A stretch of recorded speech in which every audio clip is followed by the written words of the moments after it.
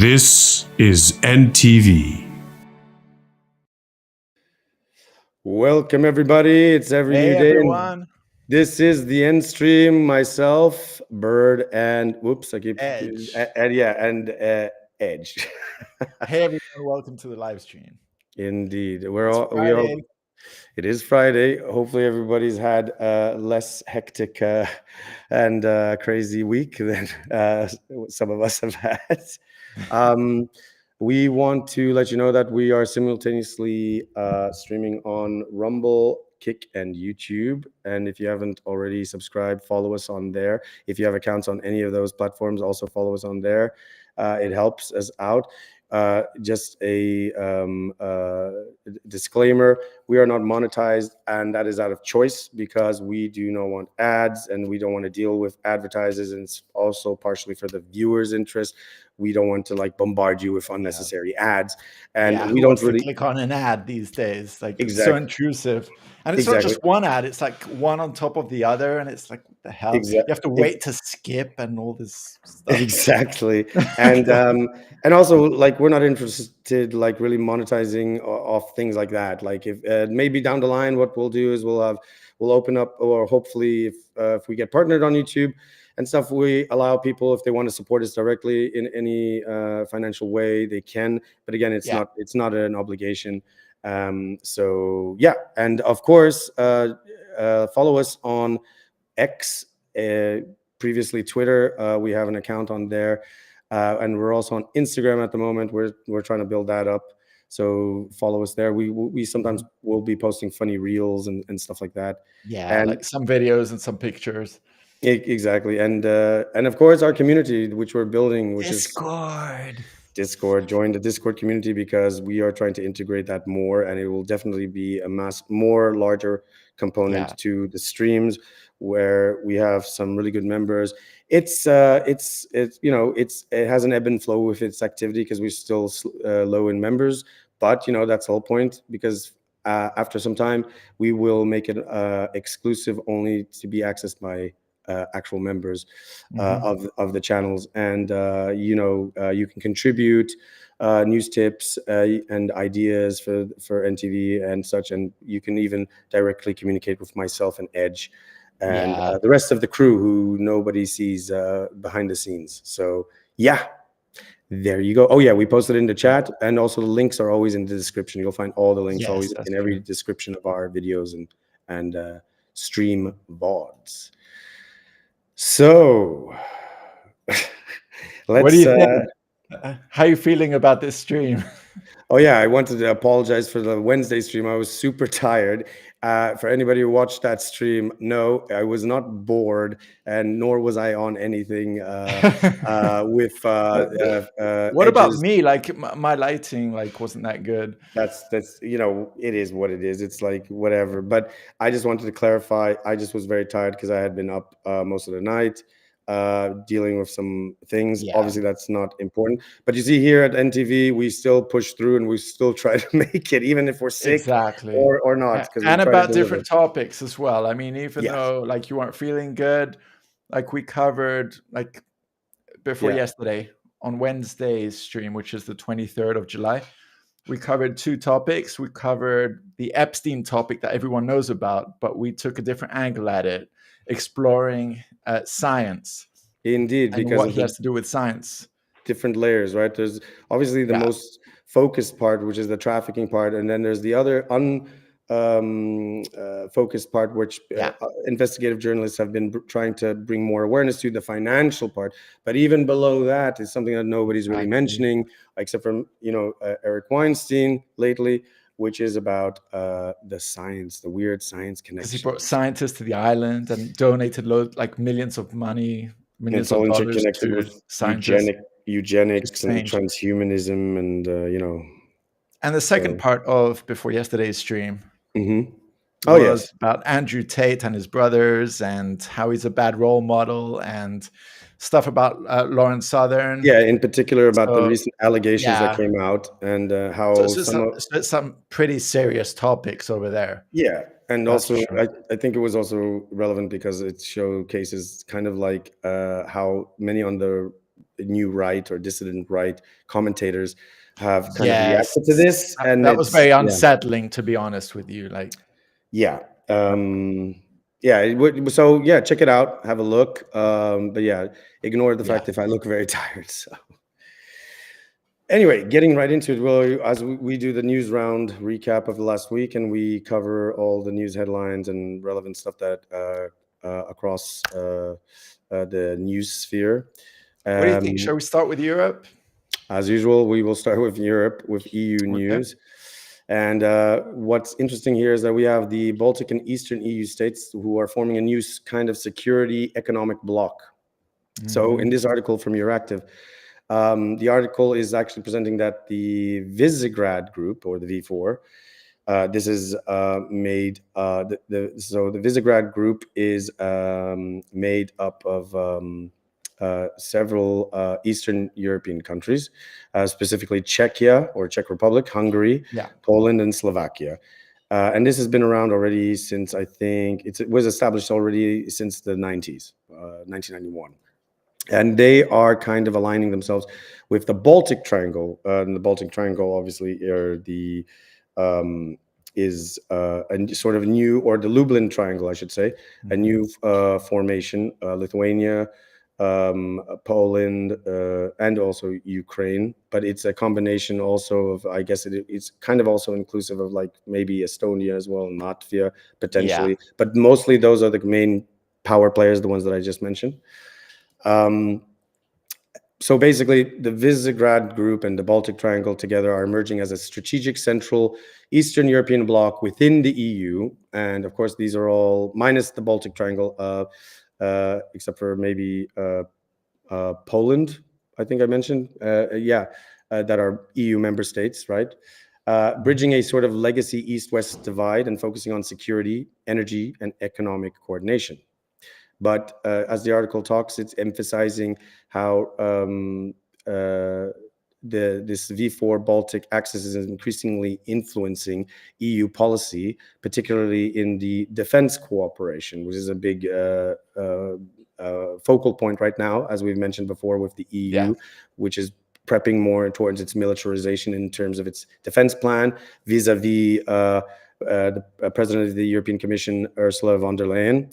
And so this is in terms of defense cooperation, as I said, strategic infrastructure, and a shared interest in deterring Russian aggression. That is the MO here, highlighted through their initiatives like the 3 Cs initiative, which we'll refer to. We have a link that we can show further down in our docket, and the enhanced Baltic-Nordic ties.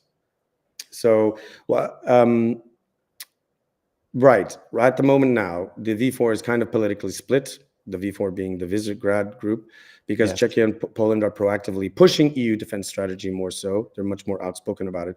However, Hungary and Slovakia remain a little bit more cautious and aligned towards a,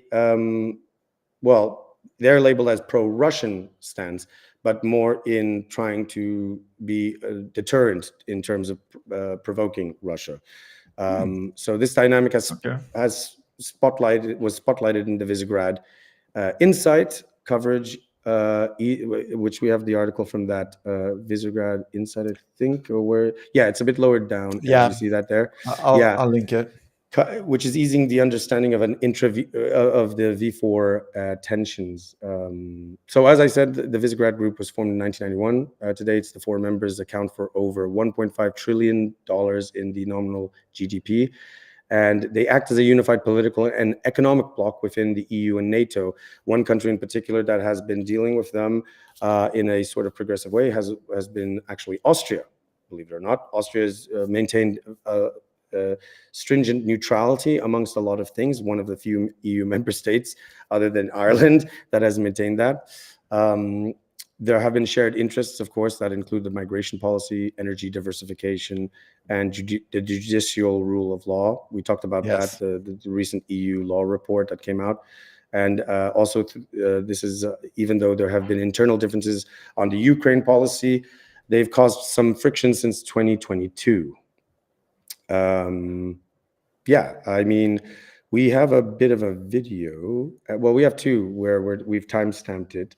which is interesting in relation to this topic, because they're pushing more and more strategizing and influence in terms of EU policy in regards to, as I mentioned, to defense. So this is from talking with TVP World, and this is in relation to what they're referring to. They refer to this as the Weimar Triangle and the future of the Baltic security. This is Louis Virenga, who is a lecturer in international relations at the Baltic Defense College, a multinational military college established by the 3 Baltic states in Estonia. So he has a bit of an expert input in relation to what's actually being engaged at the moment. Threats faced by the same aggressive actor. So what does this alignment say about Poland's shifting strategic orientation under the government of Donald Tusk?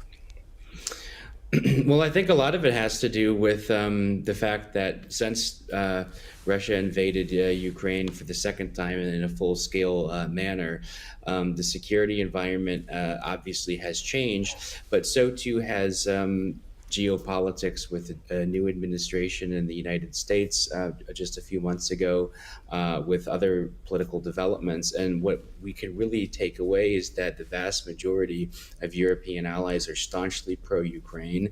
And the further west you go of the Polish-German border, there is an increasing understanding of the existential threat that Russia poses to Europe, and that it's going to take a lot of political and diplomatic calculation to band together, because what you see with the American administration, and I mean the United States and Poland have always had a very great relationship, and the same with the 3 Baltic countries. But so this it's interesting what he's mentioning here, because this is again, it's falling in line with what we already talked about, right? Which is the EU militarization, or EU military industrial complex. There's another clip which I think is highlights. It's another highlight from what he's talking about. But you can already hear from what he's saying that the this Estonian border. But first and foremost, they are pushing this the agenda and the narrative of this existential threat. That is the fact that obviously we have the conflict and the war going on, still raging on, right? People want it to end on both sides. Actually, not only on both sides, everyone wants this thing to end, right? Who wants war, right? Exactly, because as I mentioned earlier to someone, the thing is, it's funny how wars are the only time that a war if a war should occur, it should be because of the sacrifice of human life. And yet these wars that are ongoing all over the place were not initiated by that. These wars are initiated by other reasons, and we always find that money and other stuff is under the underlying element to the narrative here, or they're perpetuated because of that, I should say. But I think a lot is about like defense and like expanding geographical borders, and like NATO, Well, this is the point, right? Because now we're seeing this convergence and dynamic shift in terms of certain blocks, which are in response to the fact that people are, as he just mentioned, people, I should say, European states, or particularly, are not trying to rely anymore on the United States of America. And of course, they're the biggest influential push in NATO, right? So here, I think he mentioned something more that's it's the hybrid threats. I mean, since 2022, there's been an uptick, and especially within the last year and a half, 2024 saw a massive increase both in frequency and in severity of hybrid threats, and you're getting worse. There's the maritime issue with the undersea cable cutting. There's disinformation campaigns. There have been attacks on the car of the Estonian interior minister. So I think that we have to look at how those two things work in tandem, because of course the Russians are watching and monitoring how this is responded to, both internally and by NATO.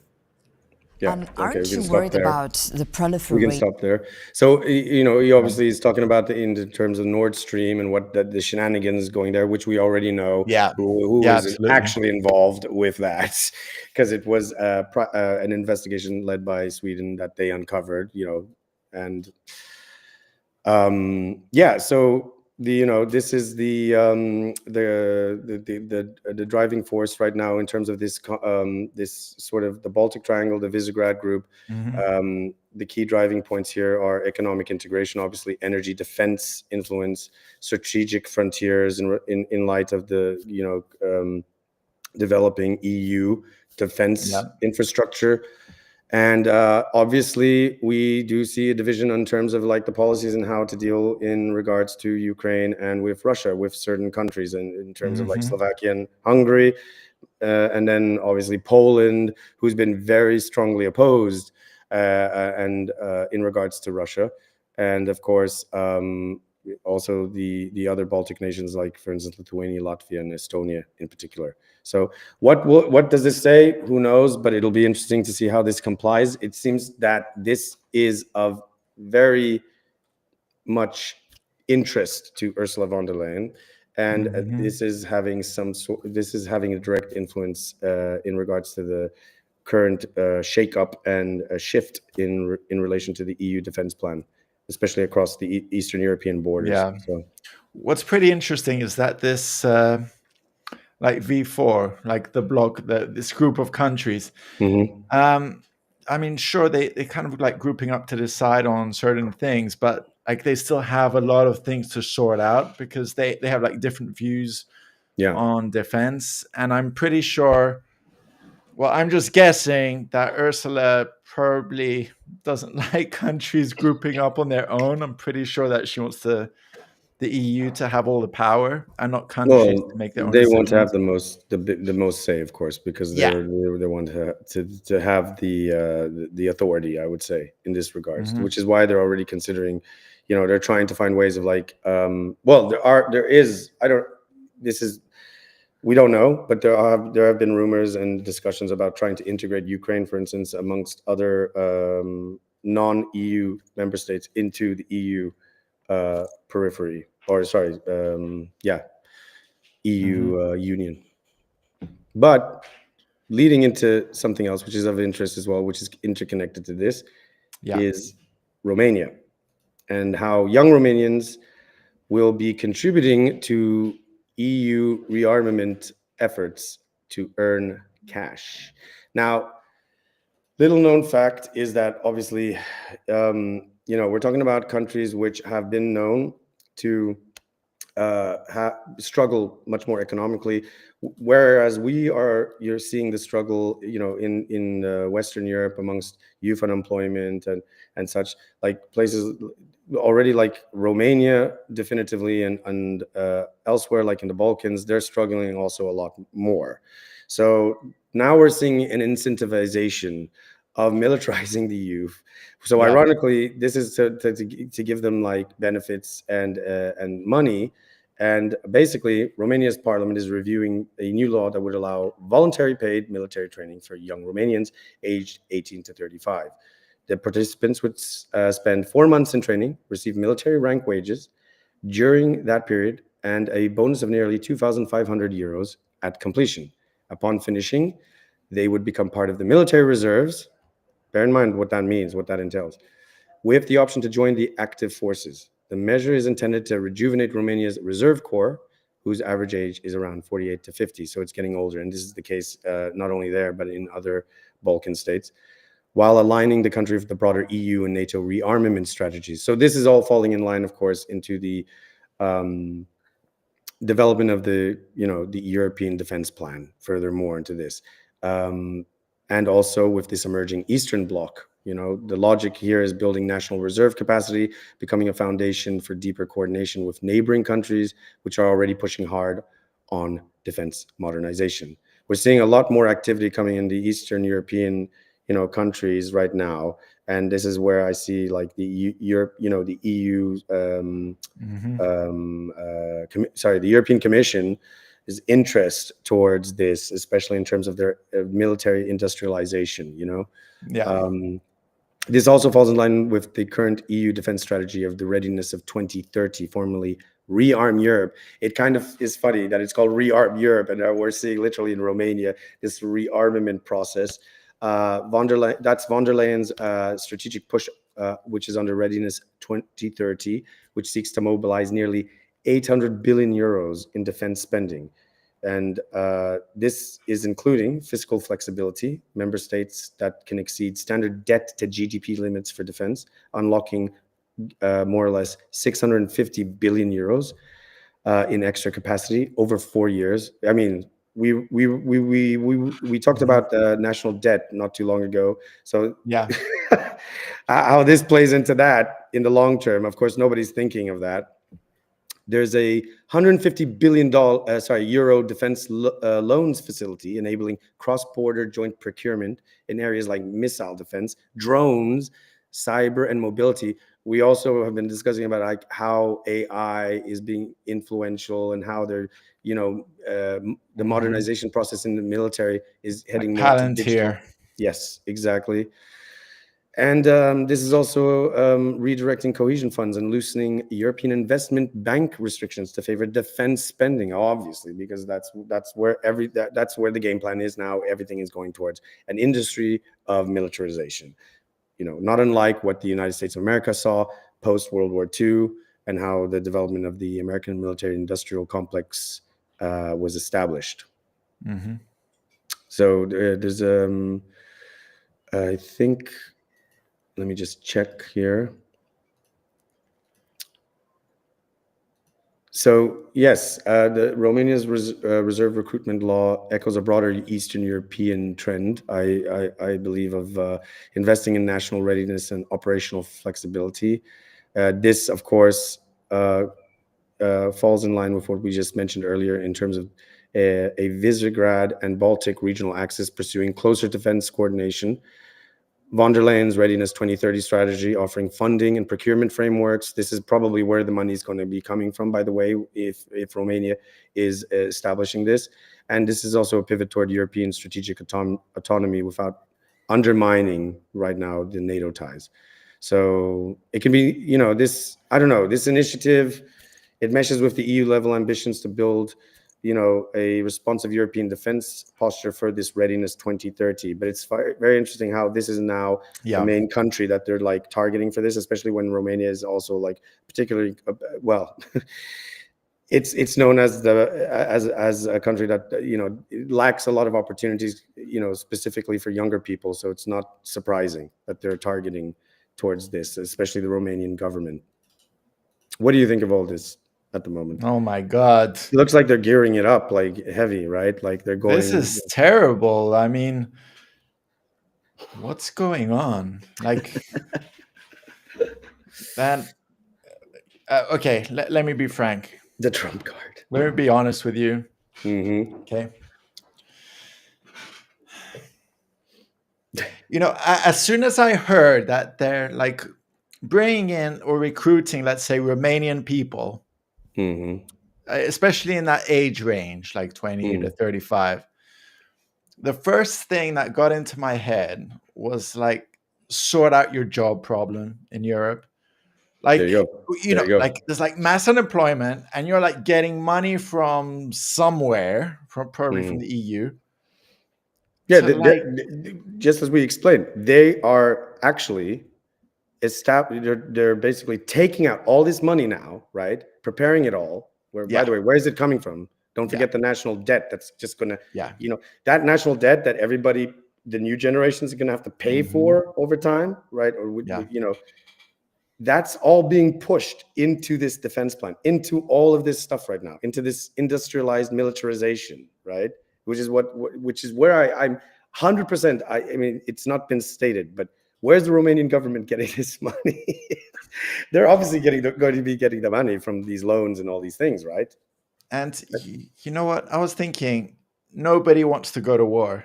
And the only reason why people would join the Romanian, let's say, recruitment, like the army stuff, would just be for money. And that's because they don't have money. right? Like they are in some sort of trouble. Yeah. So I think it's just over the top.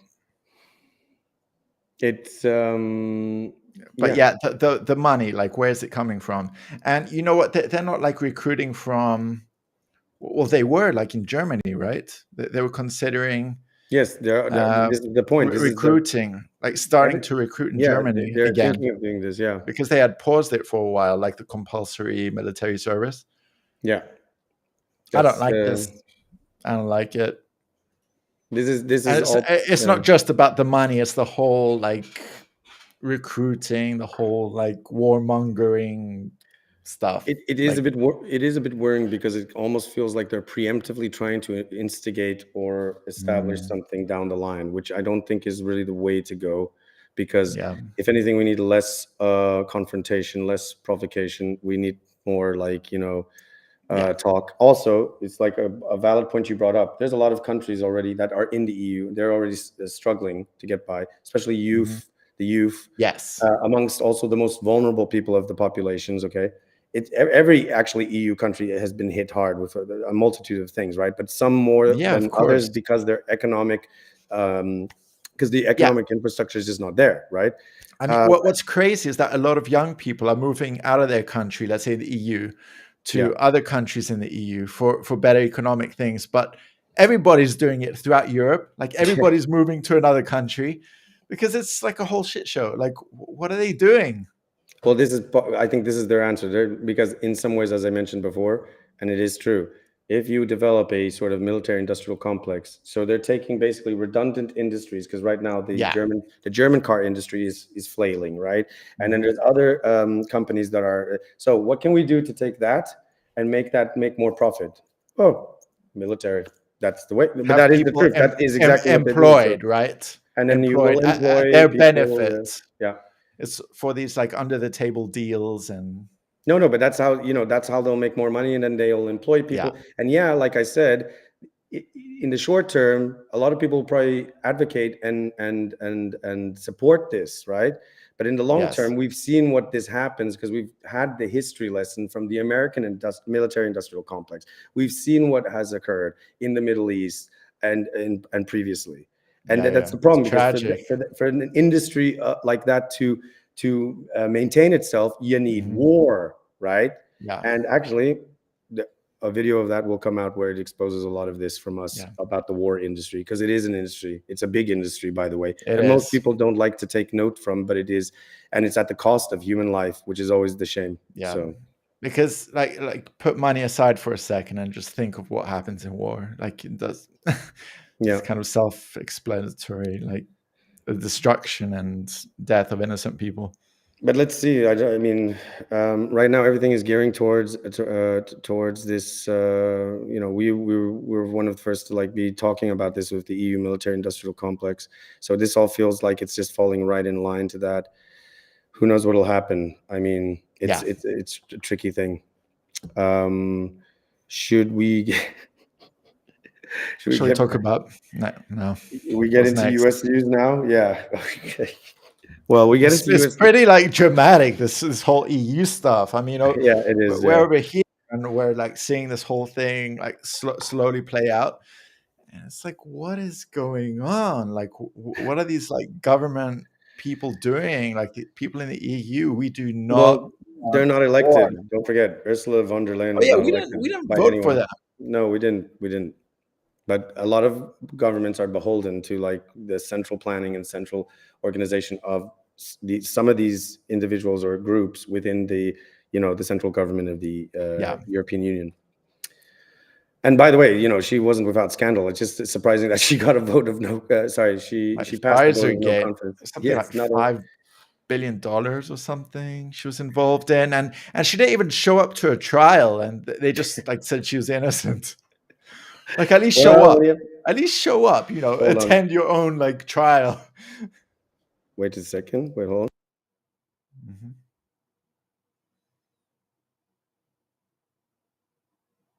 on. Okay, I think you're out of sync. You went. Shall I refresh? Yeah, to do a refresh. Okay. Okay, we'll see how it goes. Yeah. So yes, that's a bit disconcerting, but who knows? Let's see. Maybe cooler minds will prevail in terms of new leadership that will arise in Europe. I think right now all eyes are on the Eastern Bloc in terms of a lot of these Eastern European countries, from Hungary to Romania, Poland. So they've had, in terms of their recent elections, I think at this point in time, it's not even a question about left or right, because the Polish government is pretty much right wing, and then you have like more left wing governments elsewhere. So this is more of a case of like, are we seeing a push more for like a coordination towards a defense militarized conclave occurring between these countries? So how's everything? I don't know. We good? Okay. We good? Good. Yes. Just checking. No. Checking. 1. Yeah, we're checking. 2, Yeah. 3, 4, 5. Testing. No, still not bad. Still good. Wait, hold on a second. Hold on. Still bad.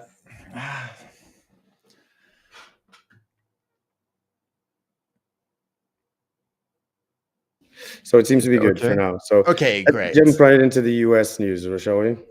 Yeah, so, like we're being infiltrated from Ursula, like from her station. Like Queen Ursula.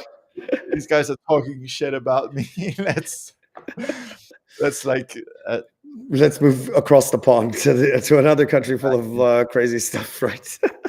We didn't want to talk about this, right? Because it's been already talked to death. But oh my God, we're sick of like talking about this, but there's no end in sight.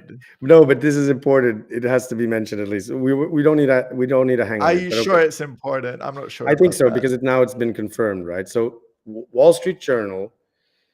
So basically, apparently from the Wall Street Journal, this is what they've reported. The Justice Department told Trump in May that his name is among many in the Epstein files. You know, those files that apparently are not important. Well, apparently they don't exist. Now it's apparently confirmed. Files don't exist. Yeah. So in May, this was from Attorney General Pam Bondi. She told Trump at the White House his name appeared in the Epstein files, and the Wall Street Journal which the Wall Street Journal has reported. And earlier this year, the Justice Department officials have reviewed the documents, finding Trump's name multiple times. So it's not just one time. This is again all reported from how many times? Well, that's it. So officials have told Donald Trump that the files contained unverified hearsay about people, including him, and that child pornography and victims' personal information prevented further release, as officials said. So this is all a bit like shaky there. I'm like, because this is what Pam Bondi stated, like, oh, there's nothing to see. It's only this nasty stuff. So, and then this it's nasty stuff. I put it with the JFK files, 9/11, like conspiracy theorist. I mean, so we don't know really what is the connection, what is the direct ties here. Feels like it's kind of redacted, like black marker. Like just his name. They're just saying his name pops up. So they're slowly releasing like slowly feeding us with like tiny clues. What's interesting is this: whether you like him or not, it does corroborate what Elon Musk said.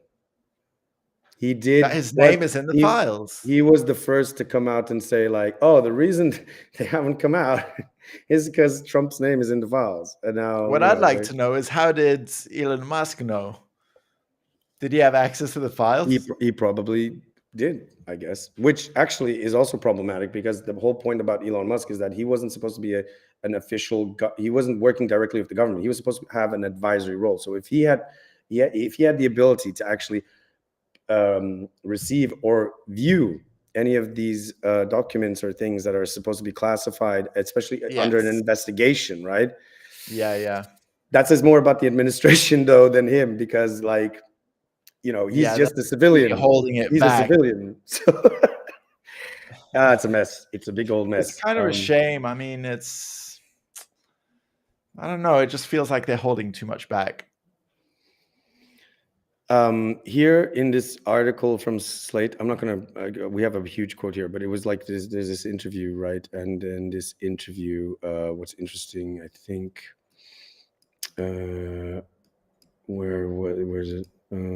Yeah, where it says here, do you see where it is? The slate, a bit lower down. Yeah, I got it. So I think the interview was.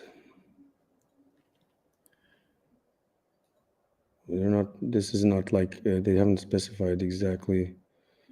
So I think this is in relation to someone from the Wall Street Journal. But in the particular quote of interest here is where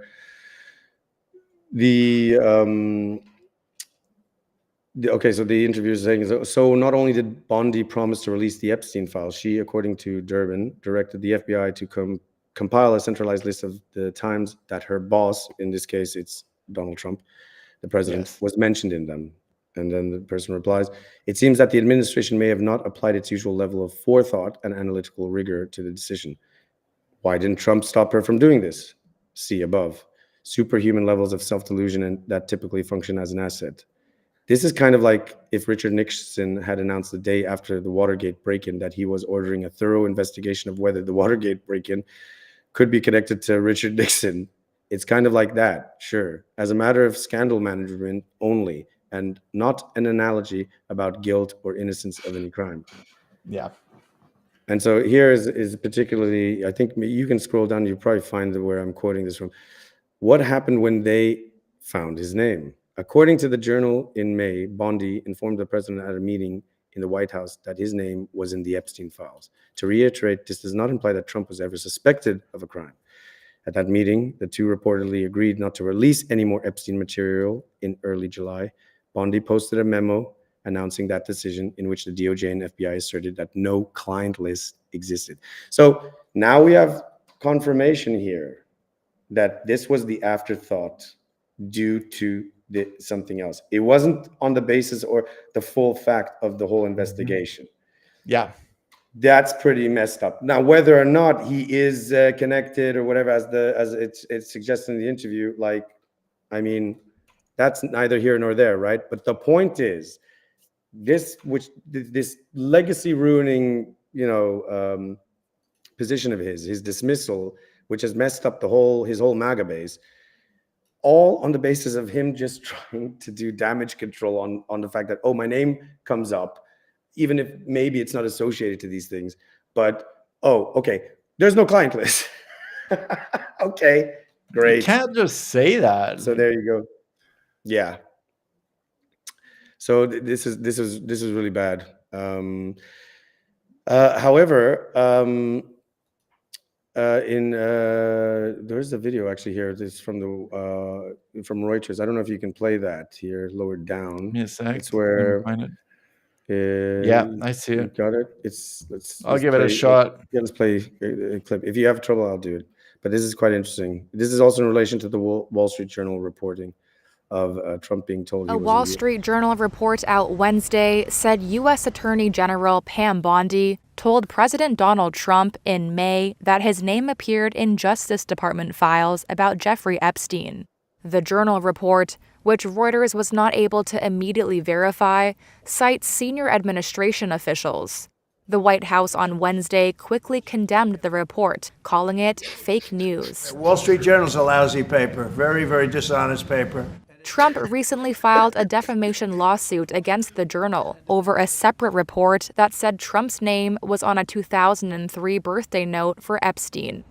The newspaper's latest report threatened to expand what has become a major political crisis for Trump, whose past friendship with the convicted sex offender has drawn renewed scrutiny after his administration said it would not release the Epstein files, reversing a campaign promise. In early July, the Justice Department concluded there was no basis to continue the Epstein investigation. That decision triggered a backlash among Trump's MAGA base, who demanded more information about powerful people who had interacted with the disgraced financier, who died by suicide in 2019 while awaiting trial on sex trafficking charges. Trump has not. Yeah. Okay. Like we know the rest, and here's the thing. That's the problem right now, and that's the big deal. So what the thing is, if you have nothing to hide, then like in the past, because Trump said it himself, like, oh, the reason we don't want to just release everything is that it can hurt people, right? the reality is this: like, we already knew. Like, actually, exactly. Like, if you have nothing to hide, like, just release it.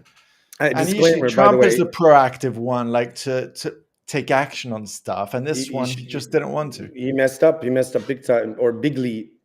And actually, as a disclaimer, which I find quite remarkable, is the fact that we already knew that Trump had like some sort of kind of almost everybody kind of had dealings with Epstein. And the one thing that was just certain, which actually was in his favor, right? Epstein at that before the whole conviction thing, he would visit Mar-a-Lago, you know, the golf resort and stuff. And at one point, one of the people or in Florida, in Florida, which is Trump owns it. One of the employees was told by another member that, you know, Epstein was showing up with like a 14-year-old girl, which was really weird. The moment Trump found out about that, he was banned and he cut all like connection with this. I read that too. Like, he got kicked out of the club. If that is the case, then why? And this is where I'm thinking Whitney Webb has a point. Something to hide. No, this is why I think Whitney Webb has a point here, because she keeps like banging on about, oh, there's more to this Epstein thing, the whole financial intricate ties and stuff, and it's a lot darker and deeper than you can imagine. And the network, the connections, So this is what I mean. I think this is where we're seeing the cover come from. So I don't know. I just think it's a bad look, and it's definitely not in his favor. And well, this is like something I don't know if he can return from at all, because people have now already shifted, and this is just a shit show. So even a lot of the MAGA crowd have lost faith at this point.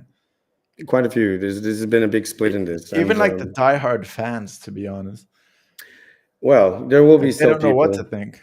There will still be people who will, you know. I mean, again, like, we don't know enough and for full details, but what we do know is that there probably is a client list at this point. That they're just making that up so they can't release the whole thing. So CNBC reported that a judge denies the Trump administration bid to unseal the Jeffrey Epstein grand jury transcripts in Florida. This is interesting. This is another update. And on so they want to unseal the grand jury transcripts, and apparently a judge is denying that, which is rather odd. Why? It is like. And then there's also the House subcommittee who is voting to subpoena the Justice Department for the Epstein files, because right now there's a couple of Republicans and obviously the Democrats who are asking for the full disclosure on all of this because they are not happy. Although let me say something. I don't know even a lot of those Democrats and or even those, I don't know which Republicans, but the thing is, I'm certain that there's a lot of the politicians on both sides implicated in all of this stuff. So I'm assuming this is the younger generation of the House subcommittee. You know, most likely. I mean, they said something about like the the Clintons being involved. I mean, for definite sure, the Clintons were involved. For definite sure, there's like other interconnections with different party members across the board. Yeah. So yeah, it's very interesting. I mean, this thing just keeps developing. So let's see what will come out of this. But I can just safely say, and I've said it before, and I'll say it again, they're never going to reveal the truth. Because were they to actually fully reveal the truth, it would be too explosive that it would cause earthquake, that the reverberations would be felt everywhere. Because you're talking about a whole layer cake of shit involving too many people in different ways, and it's crazy. So they're never going to reveal. They won't. Yeah, unfortunately. They're going to throw us a bone here or there, and then like maybe make some like show, like say, oh yeah, let's throw them in prison, and that's it. This is what they did with, by the way, that's what they did with Harvey Weinstein. You all think Harvey Weinstein was the worst guy in Hollywood? Ha! He was just the guy that they threw under the bus because it was easy to. There's plenty more really nasty pieces of work in Hollywood. And I happen to know that. I'm not going to give any more information because I like to have my peace of mind and live a good life. So I don't want any problems. But unfortunately, yes, don't trust any of these people. So another thing, because obviously U.S. news is we shouldn't even call it U.S. news anymore. It's just Trump news. So literally, it's just Trump news. Oh my God.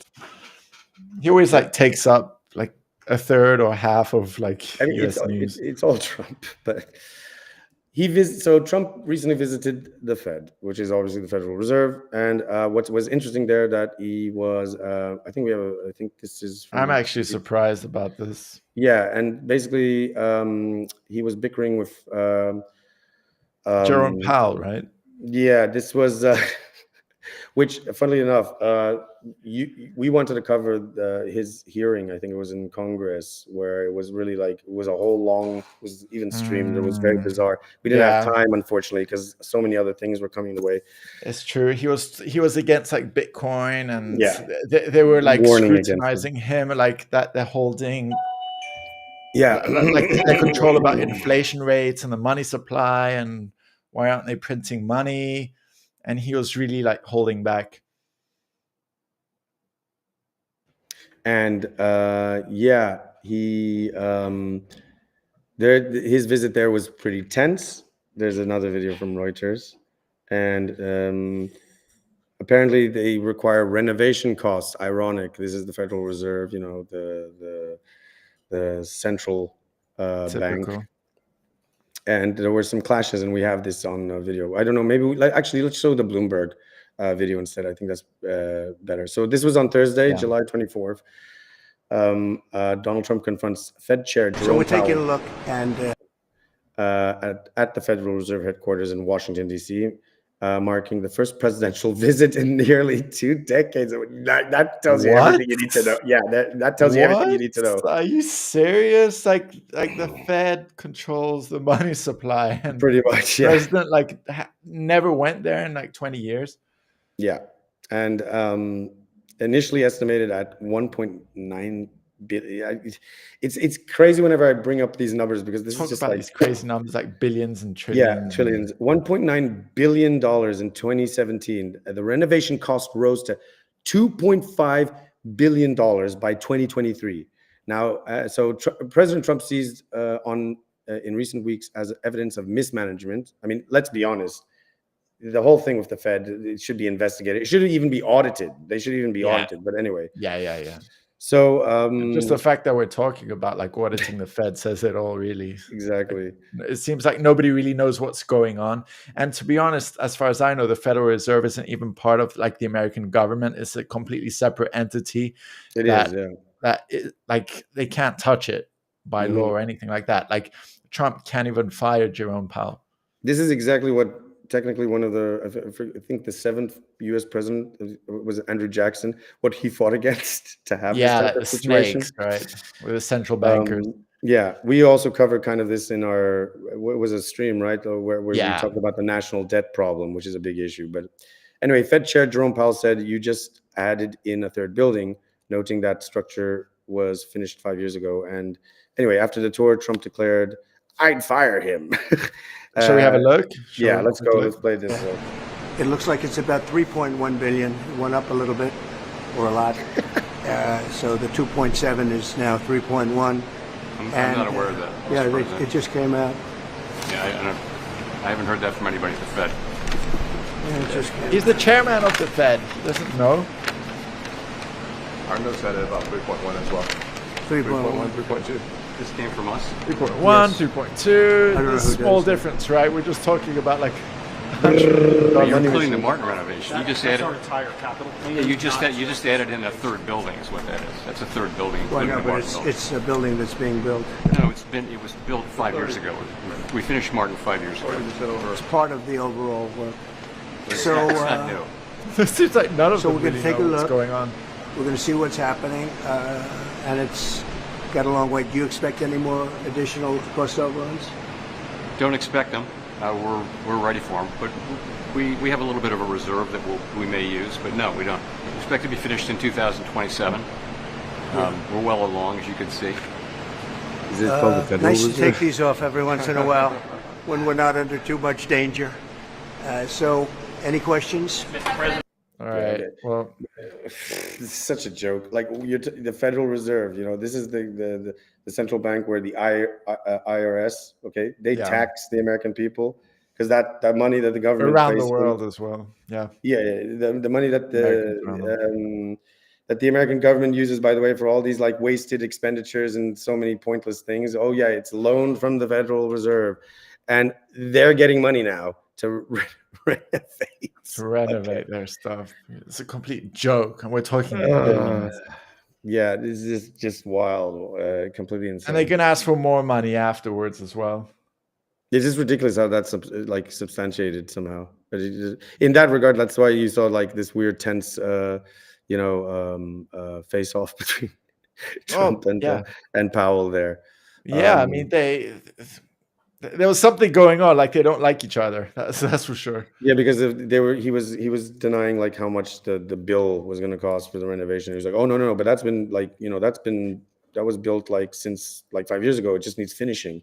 Like I don't know where the hell this money is going. Like to be honest, I actually think that Trump was interviewed by some reporters on Jerome Powell, and don't quote me on this, but I think he said Jerome Powell like has no idea what he's doing or anything, and here they are.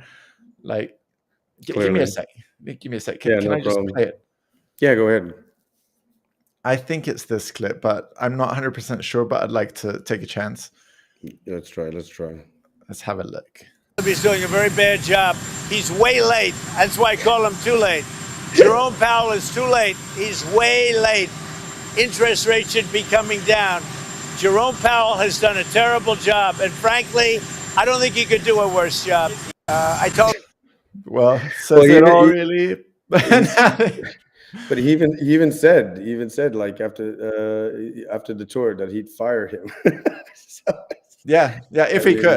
If he could, but he's untouchable. This is in relation to, by the way, if anybody's wondering, is because so this building renovation is supposed to conclude by autumn of 2027, with employees moving in by March 2028. And the Fed, as Powell said, will keep rates elevated until inflation returns to 2%. So there you go. So whilst everyone else decoration, like 2 years to like put the curtains up. There you go. Yeah.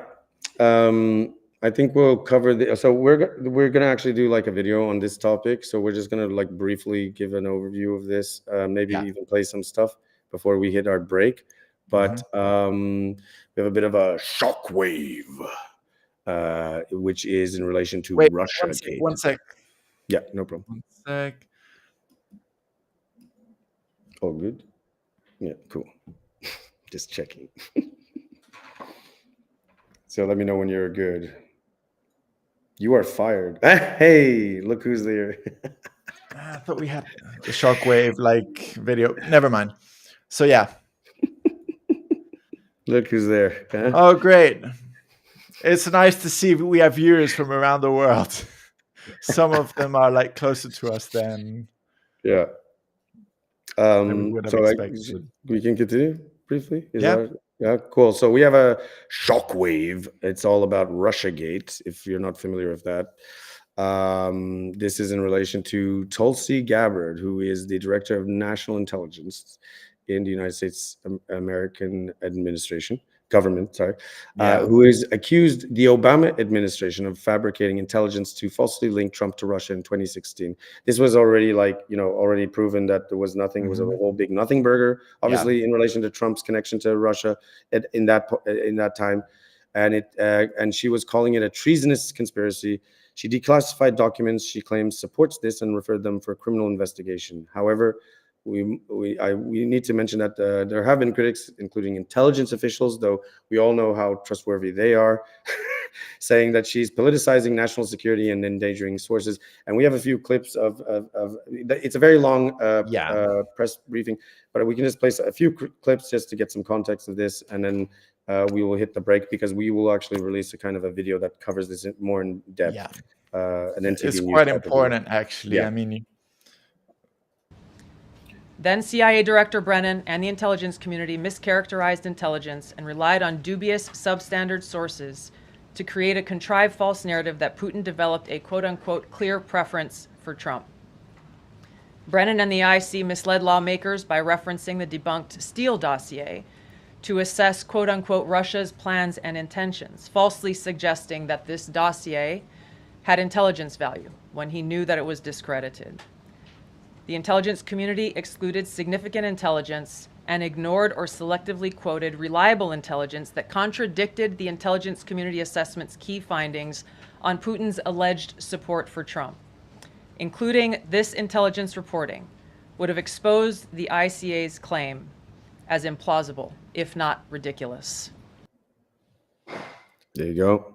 So, like Tulsi Gabbard, who just spoke, she's the head of, is it national intelligence? So she's like above the NSA, like FBI. No, she's the one who accumulates all the intelligence from every agency. She's the director of national intelligence of the United States. She's like the top, like intelligence. So she's the one who briefs. States. She's the one who briefs Donald Trump in terms of all the intelligence that's been gathered from every different agency, even military intelligence. So yeah.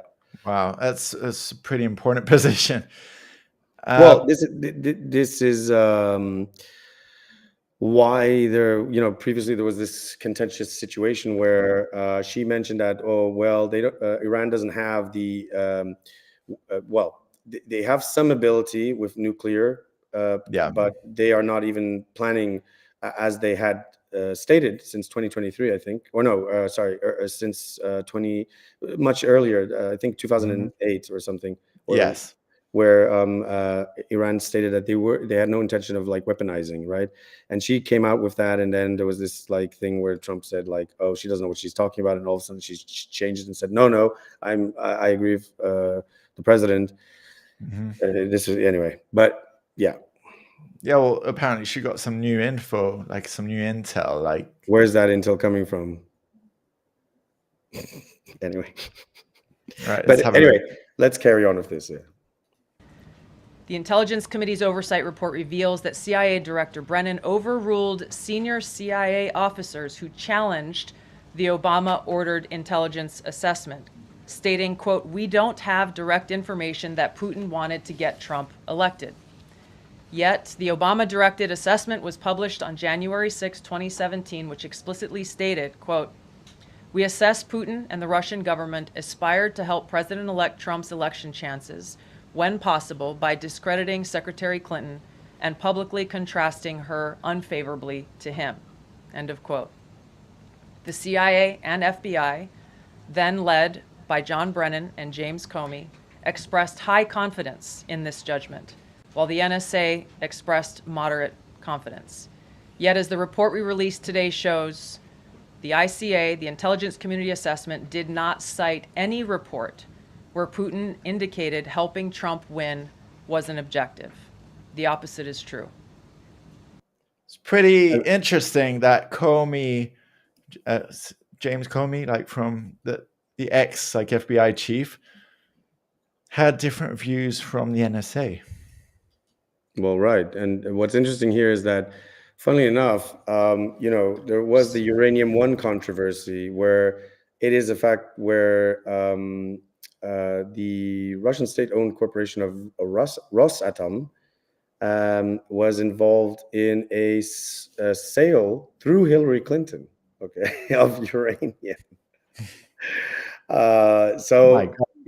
It kind of beggars the question of like, why would they want to go against Hillary when she already had kind of like a relationship of sorts previously and had dealt with Putin before? So, a bit strange. Now, President Obama, Hillary Clinton, John Brennan, James Clapper, James Comey, and others, including their mouthpieces in the media, knowingly lied as they repeated the contrived narrative that was created in this January 2017 Intelligence Community Assessment with high confidence as though it were fact. John Brennan, as CIA director, stated in a memo to his agency staff in December of 2016, saying, quote, "There is strong consensus among us on the scope, nature, and intent of Russian interference in our presidential election." This was reported by NBC News, confirming that Brennan, along with James Clapper and James Comey, agreed with the CIA's assessment that Russia intervened to help Trump win the presidency. As Obama's Director of National Intelligence, James Clapper was tasked with overseeing the creation of this assessment in January of 2017 by President Obama, and he expressed confidence in its findings. In a 2018 interview with the Harvard Gazette, he talked about how he provided Trump with the same classified assessment that President Obama received, which included the high confidence judgment that Putin directly ordered the hacking and election interference. Clapper then went on to add, I think they, the Russians, actually influenced the outcome. Okay, so I just want to say that all of this stuff is like, what the fuck, you know? Like, you have all these people like making claims that, you know, like Russia like interfered with the elections. I mean, And now it's a meme, right? The Russian bots, the Russian, like it's always Russia, Russia, right? Look, regardless of your opinion about Russia, or actually, let's not. We here we don't chastise or demonize the people of any country. By the way, it doesn't matter how awful the government. It doesn't matter how awful, like it could be, like even North Korea, right? North Koreans. We're not talking about that. But it's funny how it's Russia, Russia, Russia all the time. But what I want to say is that, like the Obama administration, I think it was like after Trump got voted in, and then they claimed that Russia interfered with the elections. Yeah. This was the Christopher Steele dossier. This was the whole thing that they were planning to release. You know? So from my understanding of what Tulsi is saying over here is that they said these things without having proof, and now they're openly saying in the White House that these guys didn't have any proof. Right. So what? Are they going to take them to court? Are they going to take Comey to court? Are they going to take Obama to court for treason or something? Because like differences between countries it's a whole bigger ball game than just, you know, making a claim. This is like country to country, and these are like serious allegations which could change the whole narrative. We're talking about the president of the USA. What's worse here is not the fact, because Obama never went on oath in front of Congress to testify. However, Comey, Clapper, these guys did. That means they broke their oath. That is why Tulsi is stating treasonous, because, you know, for you to state on oath in front of Congress something which is not the case, that then is later proven, you've lied. To prison, right? Well, it's treason. In this case, it's treason. Worse. This is a case. I mean, especially if you're the chief of the FBI, like, are you like lying under oath? This is like huge. This is like, dude. This is the case of why so many people, when they're in front of Congress and then they take the oath, they always say, "I plead the fifth," because if they plead the fifth, they don't have to say anything. You know. What is the fifth? Like right to remain. What is the fifth? Let me get the States, but it's pretty interesting. Right. So the Fifth Amendment right protects individuals from being compelled to be a witness against themselves in a criminal case, commonly known as the right to remain silent. Exactly. But because it's a congressional hearing, it's not like a court of law, right? So they can plead the fifth if they want, and it wouldn't implicate. So basically, usually if you plead that, you're kind of technically implicating yourself, because it's become a almost all too common. It's like I'm within this, but I'm not telling you guys. Yeah. But Shall we see this last clip before we go on break? Yeah, for sure. Us to the very same conclusion that we announced in the release of our documents on Friday. The implications of this are far-reaching and have to do with the integrity of our democratic republic. It has to do with an outgoing president taking action to manufacture intelligence, to undermine and usurp the will of the American people in that election, and launch what would be a years-long coup against the incoming President of the United States, Donald Trump. Thank you.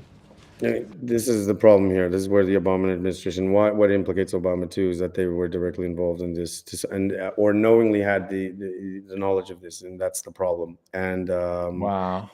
Yeah, it's just not a good look, but yeah, we will be covering this more in detail, obviously, in a video in the next week. And oh my goodness, yeah, things are really going crazy. Yeah, I mean, check out these other videos. Like, have a look. Yeah, hang on, let me make it bigger. So, Obama exposed. Over here we have Obama exposed, White House, and everything, like outrage, it says in the White House. They're trying to obfuscate this by saying, oh, Tulsi Gabbard is but let's be honest, it was already confirmed and stated that the Steele dossier was faked. It was legitimate. It was faked, and it was pushed, right?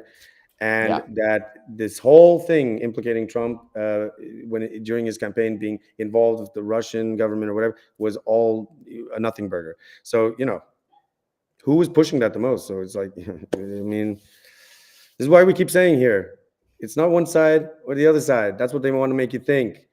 It's the whole, it's the same bird, two wings, and still shits on you. So there you go. Now, so that was the first segment of our end stream.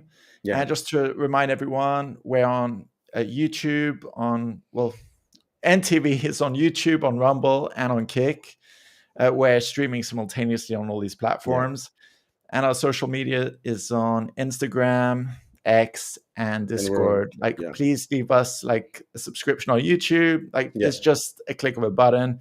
If you like our content, no pressure. Share. Leave a comment, share, everything. One last point I will make is that this really puts into context of how crazy it has been, the ramp up since even the 90s, because that's when the Cold War was supposed to end. But we have seen now a significant ramp up, and this is even before the conflict that started in Ukraine, where it literally now seems to be the case that there have been vested interests in positioning Russia in such a point where it's continuously, okay, this is the bad guy, and now we have to which the main thing here is not even the criticism in regards to the regime or the government. It's more so, where is this leading? And after what we've just talked about in terms of our EU news coverage, this is a bit despairing, because you think about you're seeing the pattern emerge, is all I'm saying. So this has already been pretty dangerous. Already been implemented. It's a bit, it's a bit crazy. Do not want to go to war. I'm just saying. Well, anyway, see you after the break.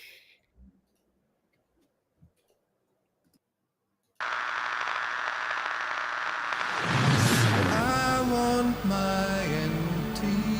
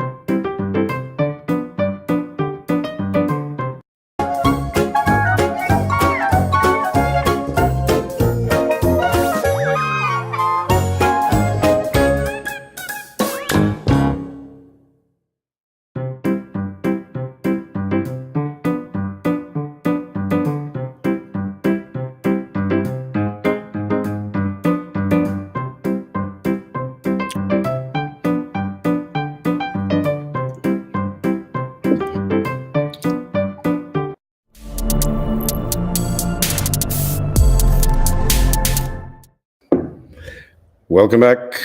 Welcome from the break. back. Yeah. I see our friend Keanu is up there. Welcome back. Hopefully you are replenished, refreshed, and feeling a bit good after a lot of, heavy stuff. But again, like we say, we here at NTV, we do not take any sides. We are unfiltered. We're no bullshit, and we remain unbiased. Sure, we have our views, but our views stand by a standard of morals, which are about, placing humanitarianism at the forefront and being honest as far as we can. So, but, of course, we welcome any feedback, comment, criticism. And, if you are of a certain slant or another, that's okay too. You don't have to agree with us. It's pure individualism here between myself and Edge, but at the same time, we do not propagate an agenda or push any narratives. So yeah.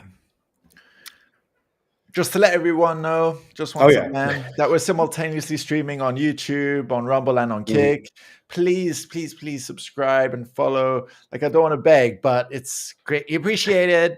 And we don't monetize. So actually, that's the best way you can support us.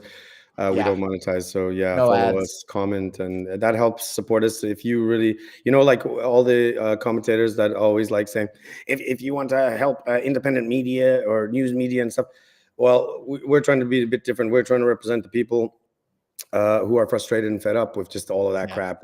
So we're not here to sugarcoat. So if you actually want to support, people are trying to do something different to represent the viewpoint where we're just, sick of it all, and you're as mad as hell, and you can't take it anymore. Well, that's what we're about, and we also try to push more of an uplifting platform here. Yeah. Even if we have to cover some crazy stuff. We're also on social media, on X, on Instagram, and on Discord.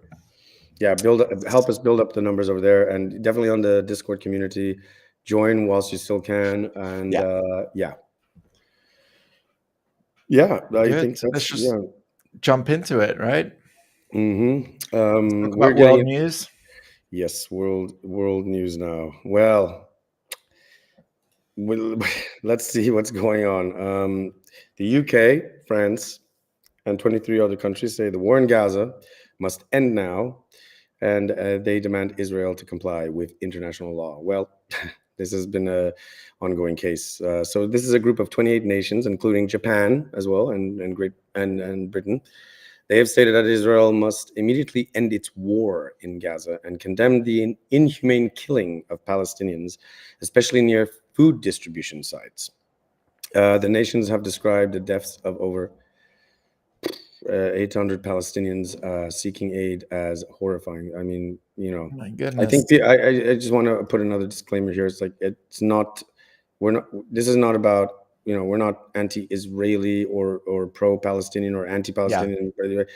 But I just want to point out something here that, like, I think people forget. And again, like we always try to emphasize, this is like, reading this off an article or anything is like 800, this is 800 like human lives. This is like, these are all different people with their own dreams, routines, their own families, people that care for them, their own ambitions in life, like what they could do for others.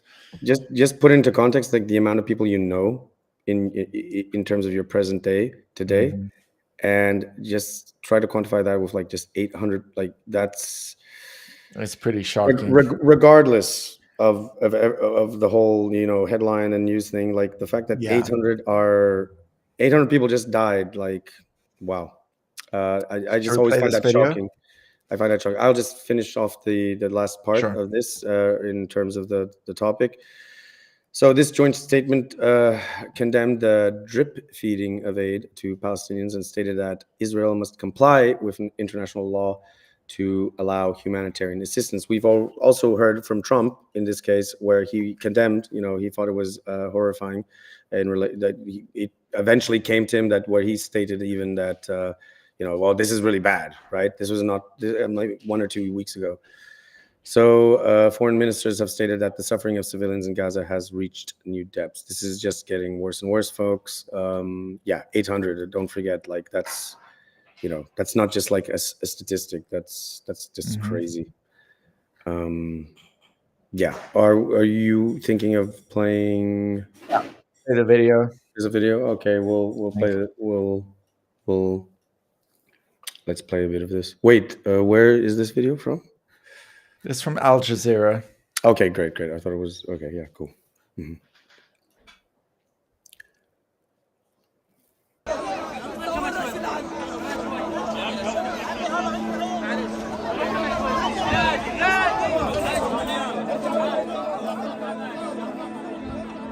The Israeli delivery model is dangerous. We condemn the drip feeding. Children, don't forget children.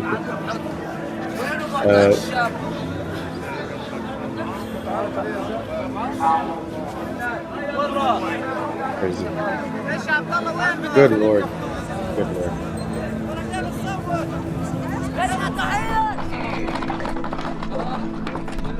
Is perhaps the most strongly worded condemnation that has been issued from the foreign ministers of countries including Japan, New Zealand, Canada, Australia, as well as European countries. And they are calling for an immediate end to the war in Gaza, citing the suffering of civilians there in Gaza, which they say has reached new depths of horror. It seems that the international force behind this is gathering strength, mobilizing against what they see as an intolerable situation.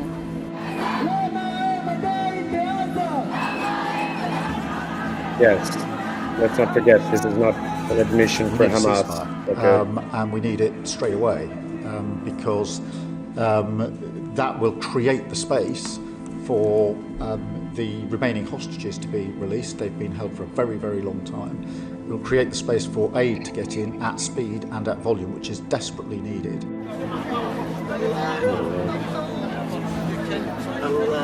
I think it's blurred. Yeah, we have to watch out because unfortunately, this is just very dark. That's my God. I noticed it mentioned there in the video because we reported not too long ago, I think in our last update in terms of Gaza, that the Minister of Defense Katz was planning to move the Gazan population to a humanitarian camp. Sorry, but I think there's been a dismissal of this now, rightfully so. I mean, ridiculous. No, I mean, we have a video on it. Yeah, well. Right. There's a clip, right, on that. It's pretty bad. I mean, this is just, regardless of which side you take on, and I know that this is a very contentious topic, but at the end of the day, people need to remember, regardless of where they are, even like those people suffering, whether they're hostages, whether they're just the people in the West Bank and Gaza right now, like these 800 as well. These are humans. You need to remember, like, put away labels, put away stuff. This is just not good, and you need to shred away all the layers that you're focusing on that get you stuck in this this hooligan mentality. It's like it's very easy to be left and right. It's very easy to be focused on the black and white. But we're not talking about Hamas. We're not talking about the Israeli government. We're talking about real people, people who are the ones that should be, their interests should be served, and they're just going about their daily life. And guess what? Everybody around the world, there's lots of people like that. They're just going about their daily life, and 800 of those people have just perished now. Crazy. Yeah. I can't. If I can't even quantify this, and by the way, you know me, I love horror, right? I'm into all this stuff, but this is truly horror. Yeah, this is real. And this is not only going on, obviously, just in Gaza. Like, there's also people perishing in Ukraine. There's people perishing in by the way, elsewhere. Sorry, I just want to say something. I just want to clarify. When he said he likes horror, he was talking about movies. Yes, not real life. Okay, just yes, we're not insane. Okay, Just sorry. Yeah, I should clarify because I do to us it's like common sense, but to others it's. But what I was trying to get at is like this is like real horror. This is not like the fictional exciting type. Yeah, this is terrible. You know what? The other day I saw an ad for UNICEF, like not UNICEF, like the UN, like humanitarian aid to Gaza and all that stuff. Yeah. But to be honest, they're blocking aid. Like, yeah. Where? Irony, given what we reported on the last Friday stream about aid being given to Ukraine, but you'd think, because we were talking about that in terms of the term, like, people, right? Aid is supposed to help, right? But it's not aid. But is it going to like defense? No, it's arms and it's not going to missiles. People. Missiles. That's like, the rockets and guns and tanks and stuff. It's not going to the actual people. Like the people there. Yeah, because when we think of aid, so you think of aid as like helping out the people, right? Like giving them stuff. But like when Trump started, because he flip flopped and he started saying like, no, we're going to deliver aid to Ukraine, and when they're talking about aid. Talking about missiles and things, it's like that's exactly what the people need right now. That is not aid.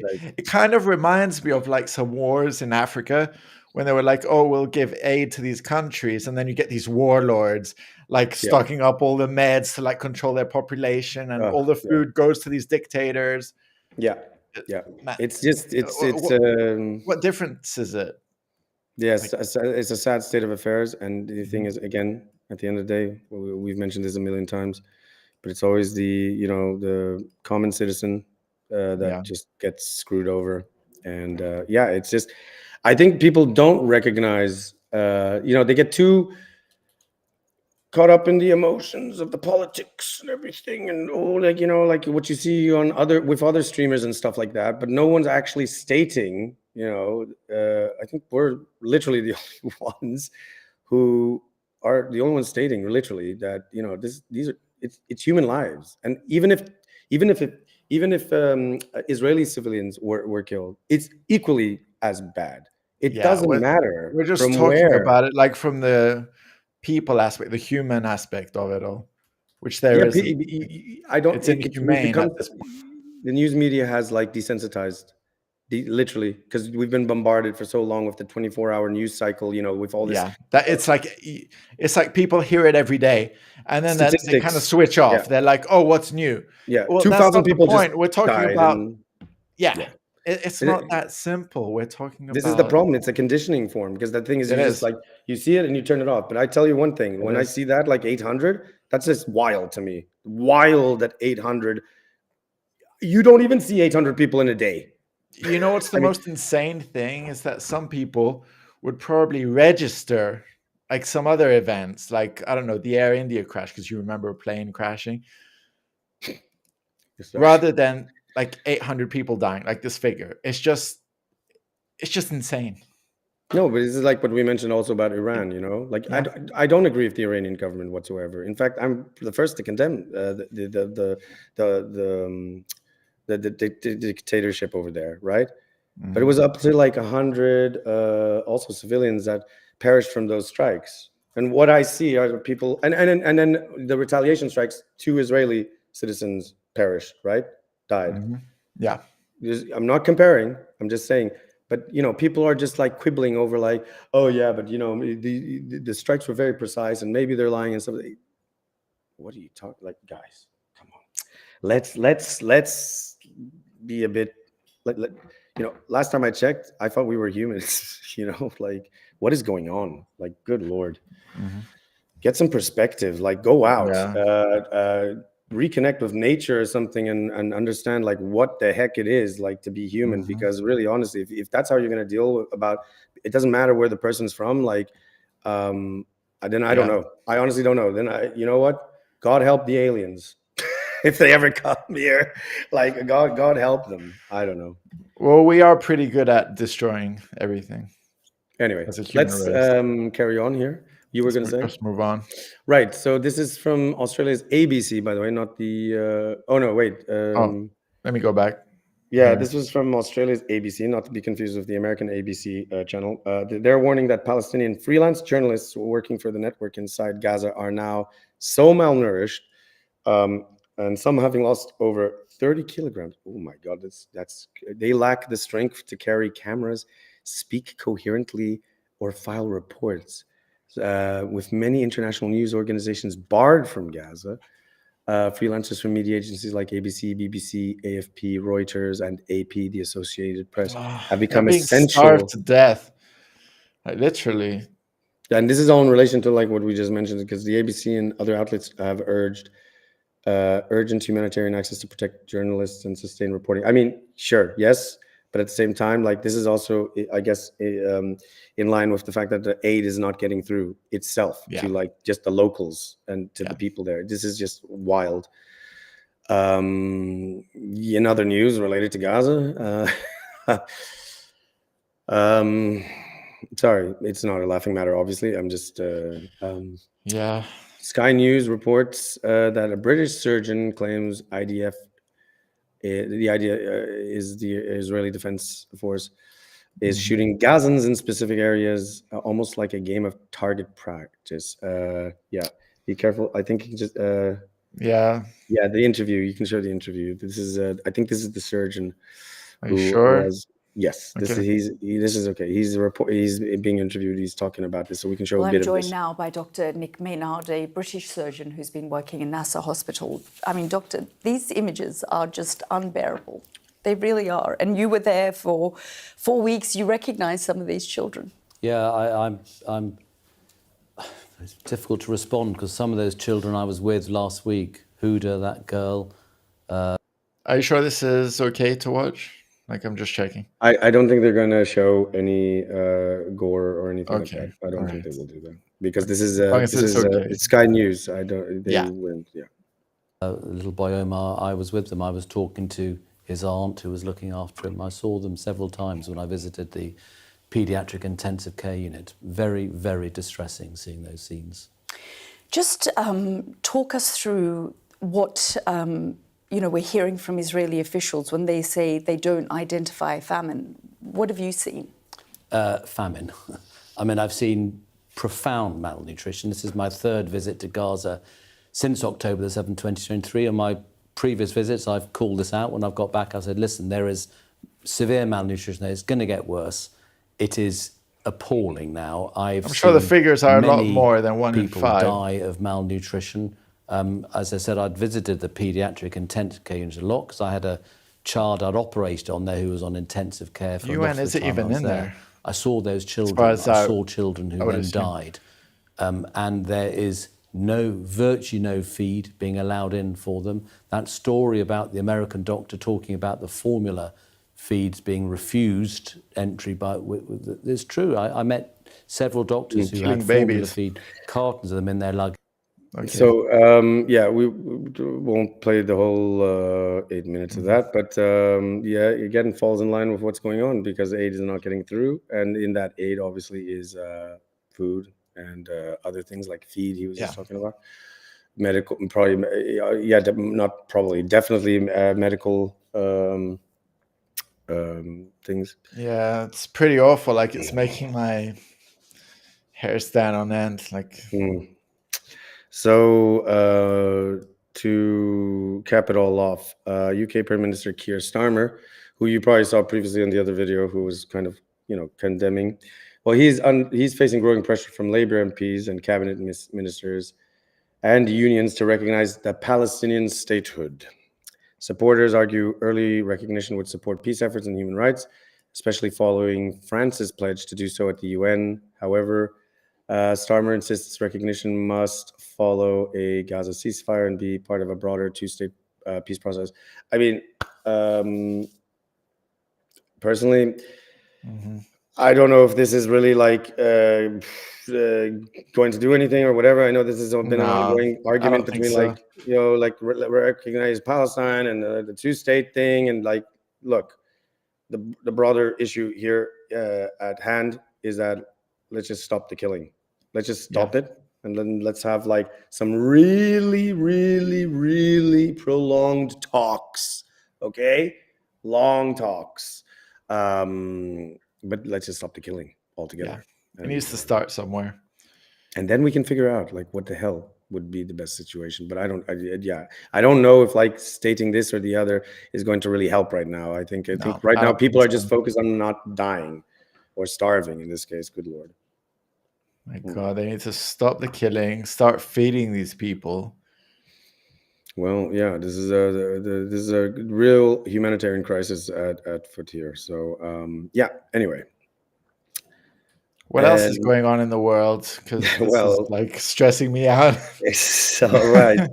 Well, in the other news we have is in relation to X, Elon Musk's X, which we're on, by the way, and you can follow us on there. Musk's X says it won't cooperate with politically motivated French probe. So in January, what does he mean by probe?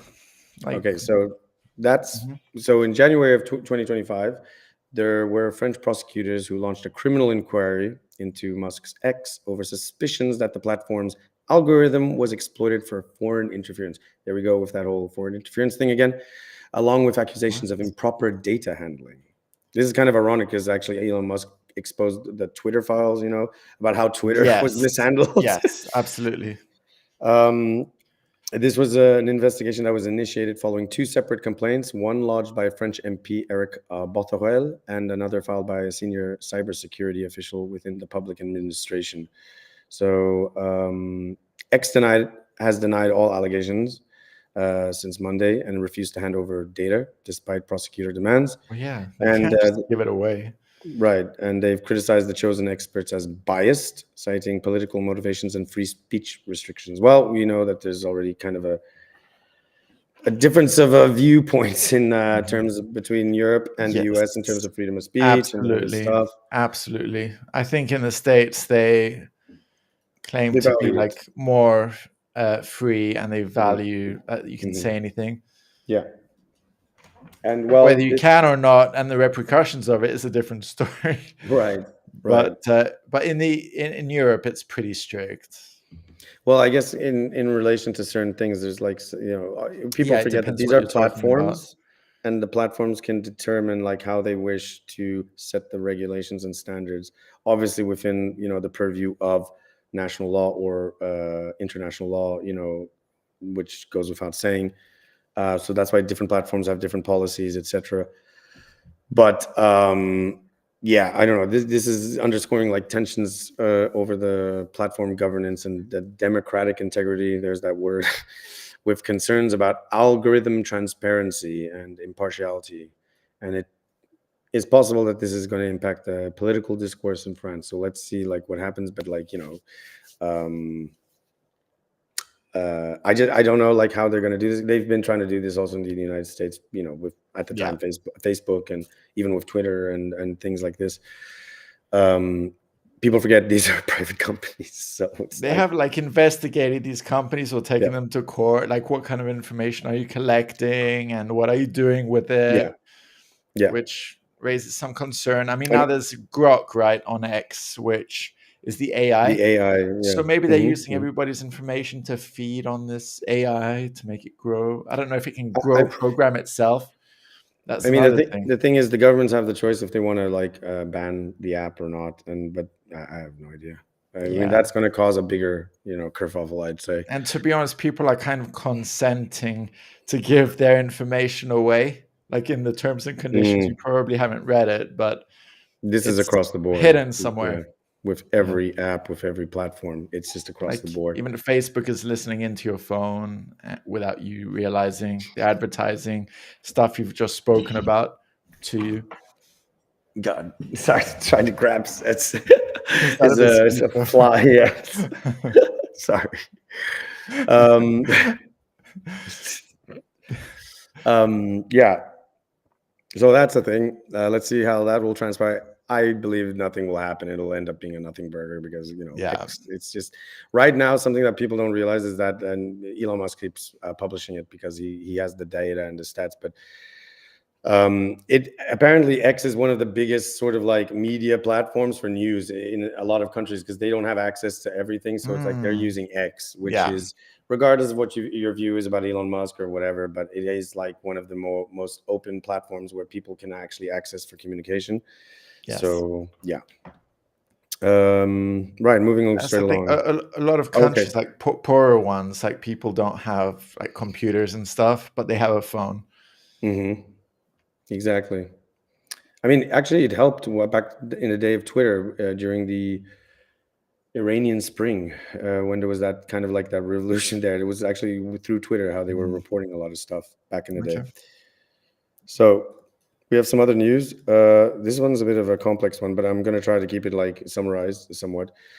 There is an integrated biotechnological and AI innovations for crop improvement. So for anyone who's interested in agriculture, this is a major international review which is proposing a comprehensive roadmap for using artificial intelligence together with biotechnologies. This is, if you think of it as genome editing, protein design, and such, to revolutionize crop improvement and tackle the challenges of food security and climate resilience and sustainability. So yes, the scientists have outlined this integrated AI biotech approach to advance sustainable crop development. And, there's the impacts of this is that it faster breeding, reduces time required to develop resilient or nutrient-enhanced varieties, precision engineering, designs plants tailored for local environments and stresses of like their climates, etc. Sustainable agriculture, helping reduce dependencies on inputs like fertilizers, and supports climate smart food production. I mean, in short, this would basically make for a more efficient, cleaner, and systemic approach of nutrition, food, alimentation, I should have said. There are some challenges, obviously, which is the data and model quality. This is ensuring that there's high resolution and phenotypic data sets, ethics and regulation too, because it's navigating through biosafety. This is what happens when you're working with biotech. Governance and public acceptance of such gene-edited or synthetic protein-enabled crops. I mean, we've seen the arguments against, like, what was his name from the UN? It was like, let them eat bugs or what? This is the whole thing of like protein, and like they would create these synthesized or insect-based, food products. I don't think this is not the case here. This is not what Let's we're talking not go about. there. Like, I'm okay without eating bugs for now. Yeah. This is not the case here, though. This is not what they're talking about. But there's already, like, for instance, synthesized meat that they've been creating in a lab. But again, that's not what this is about. This is about like trying to apply a totally different application using biotech and AI. And this also would, there is the challenge also in terms of equity and access, because it's ensuring that global South farmers can benefit from and participate in these advances. And don't forget, like in the global South, this is like where there are more impoverished conditions to a certain degree, especially in rural areas. We're talking about like within the South Americas, within the Africas, within the Southeast Asias, etc. So yeah, it's an interesting development, and it could usher in a new era of smart, resilient, sustainable crop design. This is actually something intriguing, from at least I think, as opposed to like Monsanto and all the GMO stuff and everything. Yeah. So whereas people, AI is being seen as being a negative, seen as a negative application, I kind of see this as this could be actually a good application in this regard. So yeah, if they can use it to help like starving countries and stuff.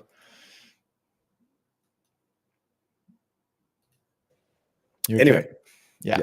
Sorry, coughing. I didn't want to cough in. Yeah. Okay. Following next, this is something that's more up your alley, I think, Ed. But there has been a meme stock surge. Are you familiar? No. So this is new to me. Yeah, meme stocks are stocks that surge in price primarily due to the social media hype and viral interest. You are familiar with this already. But this, because you've heard of meme coins, right? From years ago. Yeah. From years ago, like you can make your own meme and people would like bid for it or something like that. What was that one that was called again? Do you remember? GameStop. Right, that would have been a case of like a kind of a meme stock, because that's how it, you know, how it like, yeah, it was AMC and GameStop and all these like gamers got together to go against the Wall Street like brokers and stuff. Well, there you go. And so often on platforms like Reddit are Wall Street bets, which we can showcase here. Yeah, I know that. It was from back then, actually. This is how they kind of develop. GameStop and AMC. Yeah, rather than company fundamentals like portfolios and stuff. So there's popular examples which included, we just mentioned like GameStop, AMC in 2021. But in this Axios article, stocks like, and this is interesting, it's so random, like across the door with the following ones. So GoPro, Open Door, and Krispy Kreme, the three totally different companies that have nothing to do with each other. Like one produces like cameras, the other one is like I think it's for job listings or stuff like that, if I recall correctly, and then one just makes donuts. So do you reckon these people are like purposefully targeting companies that aren't going to get much investment from elsewhere, so it makes their like share or stock price increase so that more people get on board? I mean, they kind of potentially, yeah. Wall Street bankers, like, I mean, this is these rich guys. This is kind of a reflection of like this trend where traders are seeking quick profits, and the speculative momentum of this, especially as we're seeing like, you know, tech dominating the broader market performance generally now. So I think the point is like there was always this joke I even remember developing in the 2000s about like your stock in memes, you know, like how memes had a stock, or like a stock in this type of thing. But now it's kind of being applied in a real world fashion, but in the context of like how you can take something like GameStop or whatever and just like pump hyper interest into this, that it actually develops in the stock market, the stock. So it's very interesting. This it is. Resurgence is suggesting that there is an investor appetite for high risk, community driven trading, and even amid like market highs. So who knows? So Krispy Kreme, GoPro, and Open Door. I didn't think of that, but not only meme coins now you got meme stocks. The meme will never die. No, I think we're cutting that one out and moving straight into this one with, hold on, where are we at? 7? Let's take one more quick break before. We can cover this briefly. Actually, we'll cover this briefly and then we'll take another quick break. So there has been a drop in traffic on Google. There have been AI summaries that have caused a devastating drop in audiences, as online media has been telling us. So, you know, I even spoke about this not too long ago, where it's funny how the new generation has now been adapted to like using AI, ChatGPT and stuff like this. And now Google is boomer. It's like, it's outdated, you know, to search something on Google. Yeah. Well, it's just going to be like AI. Like you just want to find the answers directly instead of going through the step of like clicking a website. There you go. And even if you do search on Google, for instance, as an example, there is always that AI overview or like the summary right? And stuff in some browsers. So there's been a massive drop in traffic. A study by analytics firm Authoritas found that sites previously ranking first on Google search pages can lose up to 79% of their traffic for a query if an AI overview, which is that thing you see on the top, it appears above the link. And AI-generated search summaries are causing up to a 79% drop in traffic to these top-ranking news sites. It's quite a lot. Yeah, and big drop. This is severely impacting publishers' revenue. Users click links under these summaries only 1% of the time. I don't, but anyway. And there's UK news outlets and advocacy groups that have filed a legal complaint calling the feature a threat to journalism. I'm not surprised. I mean, imagine if you have a website that has to deal with like giving people answers for like different stuff. Yeah. Well, however, just to mention, like Google has denied any major traffic loss and defends its methods. Of course they would. I would say that there's even the argument that a lot of these there's a lot of outlets, like even like blogs and things like this, or news sites. You've seen this on YouTube too with a lot of channels.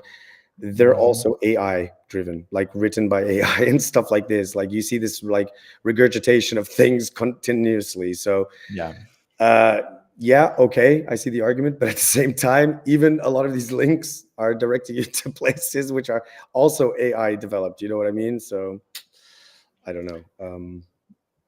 To be honest, like linked with that, there's Google is owned by a bigger company called Alphabet, as far as I know.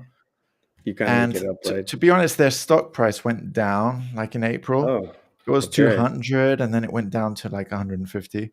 But now it's back up again for some reason. Interesting. Well, there you go. Anyway, we are coming to our last segment where we're going to the reaction segment. But before that, we'll have a shorter break of 7 minutes or so. Yeah, sounds good. And allow people to replenish themselves and such. So stay tuned.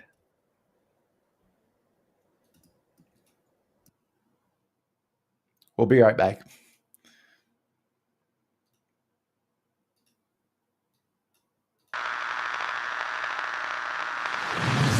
I want my NTV.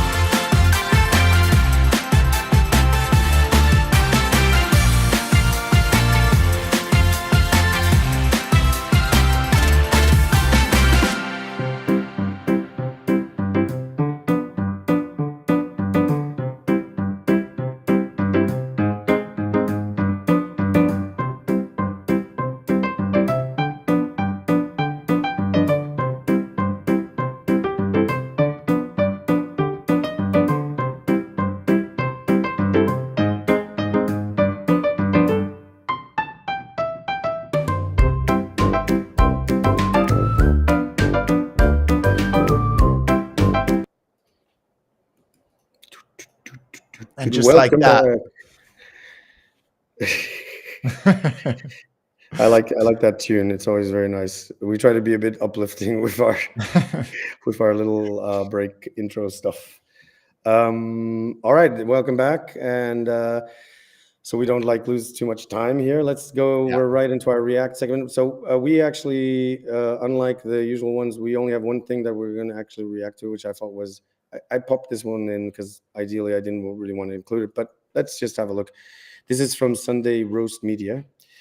Europeans don't want food that's bleached, dyed, or grown on hormones. This is in relation to why a lot of American food products don't get through to Europe. And as you know, obviously, with the recent election, I just quickly stipulate part of the platform that RFK Jr. was talking about was just the terrible conditions in terms of medicine and also food in the United States, what they put into these things, especially in the food products, and a lot of why Europeans don't. Yes. It auto-played. It wasn't me. It's okay. A lot of those things are banned here, for good reason. But anyway, let's have a. And other things are banned over there, like Kinder eggs. Yeah, for because it was considered as a hazard for children who may choke on. But you can buy a gun if you're legal. But anyway, who's going I don't know. Anyhow, let's play this. Never mind. This is interesting. So this is from Sunday Roast Media on Instagram. Yeah. Want American food. American food is banned across much of Europe. Take U.S. beef, which hasn't been imported since 1989. American cattle are pumped with synthetic growth hormones. These chemicals make cows grow faster and bigger, but they've been linked to cancer in humans. Then there's the infamous chlorine chicken. U.S. poultry plants rinse raw chicken in chlorine bleach. It's used to disinfect meat from unhygienic processing environments. Europe banned the practice in 1997. Their logic: fix the dirty conditions, don't just bleach the problem away. The differences go way beyond meat. American food is loaded with sugar. American bread tastes like cake to many Europeans. Ketchup feels more like a dessert than a condiment. This might explain why 42% of Americans are obese. In France, that number is just 17%. American snacks are packed with artificial dyes as well. Among them are Red 40, Yellow 5, and Blue 1. European law requires warning labels on foods with these dyes. Some are banned completely over links to hyperactivity in children. But in the US, they're still in your cereal and candy. Speaking of cereal, over 90% of US corn is genetically modified. Europe has banned most GMO crops entirely. People just don't trust the science behind them. They prefer traditional farming over genetically engineered food. Other banned American foods include Kraft mac and cheese, Pop-Tarts, and Mountain Dew. All contain artificial ingredients that Europe considers unsafe. Perhaps most shocking is how new ingredients get approved. In the US, companies can label their own additives as safe. It's called GRAS, generally recognized as safe. The FDA isn't required to test these chemicals at all. Europe, by contrast, requires strict testing before anything hits the market. Why Europeans don't. So, we've been critical about obviously the EU, but more so in terms of the politicization, military. But you know what? I have said in the past, and I will say, we're not anti-EU, European Union, in terms of trade and Schengen and all this stuff. Yeah, but one thing traveling from one country to another.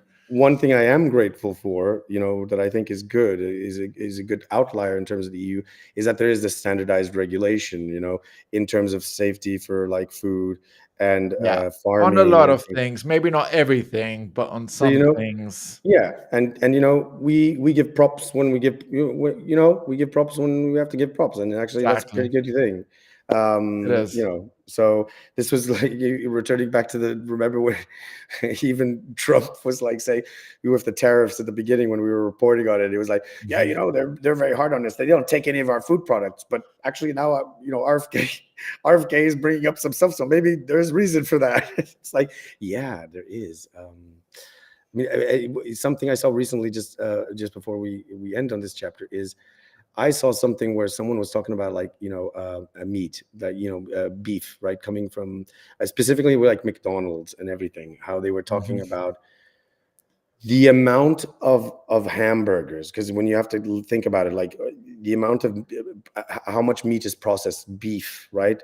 Where is this coming from? Sorry? Wait, what do you mean? Like, I'm talking about beef, where? cows, right? Like how much of it I is know. processed for burgers? Because a Yes. lot of it is processed.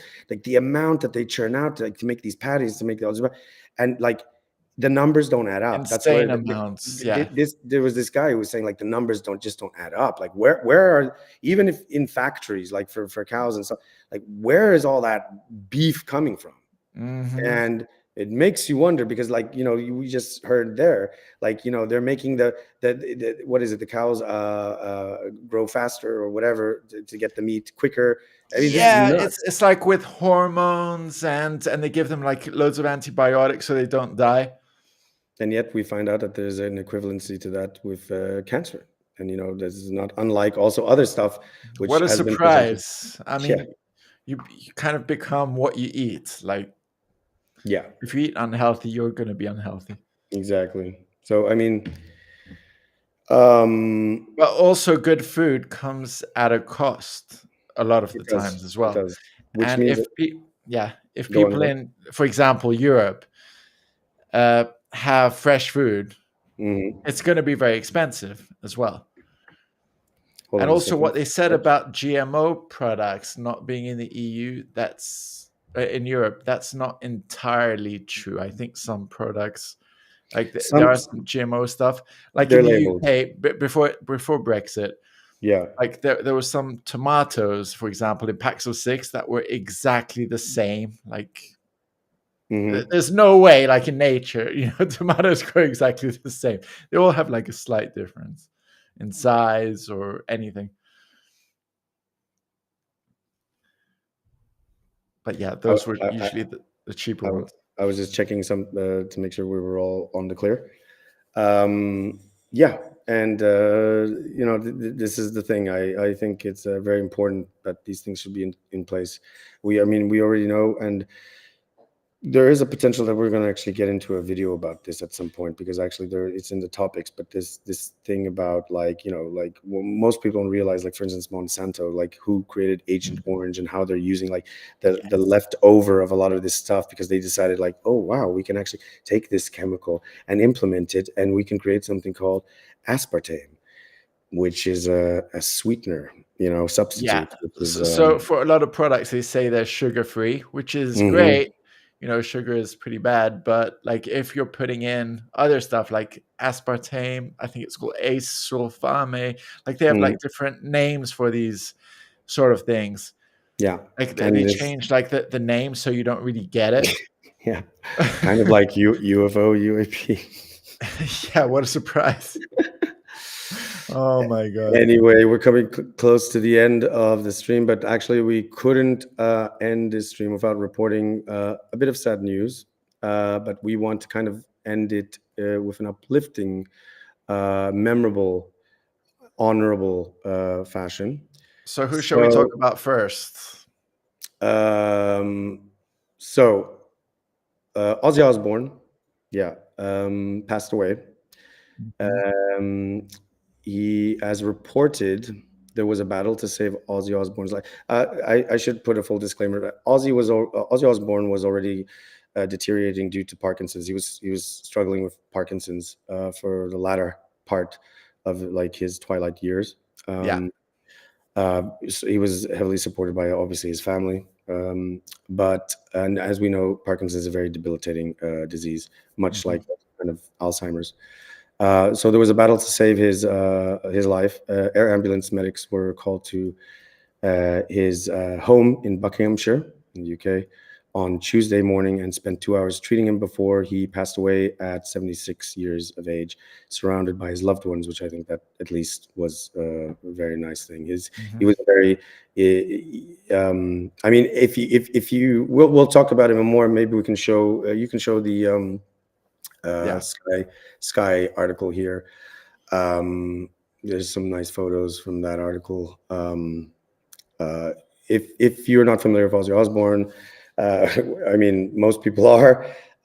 He was a British singer and songwriter, and he rose to fame in the 1970s as the lead vocalist of obviously a pioneering heavy metal band known as Black Sabbath, which not only inspired in numerous bands across different genres, not only in metal. But he was known as the Prince of Darkness. He had a wild, a lot of wild times in the early days. Like, you know, he was known to do a lot of crazy stuff. But I think that there was a rumor, like one of the most famous stories is that he had like a concert and a bat flew past and he caught it and like bit its head off. Not a rumor. Is it just legit? You know, the 70s, they kind of were wild times, and that's pretty extreme. Did a lot of crazy stuff back but in those it days. Like cemented him like in his position as like the Prince of Darkness or something. He could never get rid of that, even in his latter. Like, funnily enough, in his later in his life, he wasn't that he was ashamed, but he was kind of just, he didn't want to acknowledge that because he actually really like moved on a lot with his life. He became a really great family man, an amazing father. He had actually obviously 2 marriages, but the person who became his manager, who was actually Sharon Osbourne, like he loved dearly and would not allow any criticism, because she helped a lot and she endured a lot, obviously, in those wild times too. And his he was really the focal rock of the family, even his from his previous marriage. Like, he was a massive influence and a massive important element to all of his family. And he launched a successful solo career after Black Sabbath dissolved, and he was known for his wild lifestyle, you know, which he shared a lot. There's a podcast of the Osbournes on YouTube, and you can also see, like, I think it's from the Vaults or something, where it's like Ozzy retelling some of these crazy experiences and times during his career. And I think what you and me, given that we're kind of from the millennial, you know, generation, right? Like, would recall is that he kind of like spearheaded into fame back in the 90s, late 90s, with the MTV release. It was the first celebrity type of reality family TV show, and it was the Osbournes. Yes, the Osbournes. Sharon! And the remote, Sharon. He was always complaining about the remote. Like, how would you fucking fix this remote, Jack? It was quite like extreme, like over the top. No, he was great. And I literally laughed my ass. I'm sure he was himself in that show. And, yeah, he was. You know, the family was getting paid just to be themselves, like the eccentric lifestyle. Well, you know, yeah, I mean, they were very pure, and that's why we loved that show, because it was just like, even though you had the zaniness, because it was just like any other family, it has kind of craziness too. Like, you just had these great personalities, and Ozzy was really like, even in that show, he was a massive personality that was just without even realizing it, you know, that he never even considered putting himself up to these things. It was Sharon that was like, oh, let's do this thing. And I think that really welcomed Ozzy into a lot of homes around the world, and got that people who might not have heard of like Black Sabbath or anything, like they saw, oh, who is this like wacky guy and his family, and also his wife Sharon, she was also, I think she ended up being like a judge on American's Got Talent, something like that. Even before that, it was Simon Cowell. X Factor, Simon Cowell. And, these sort of things.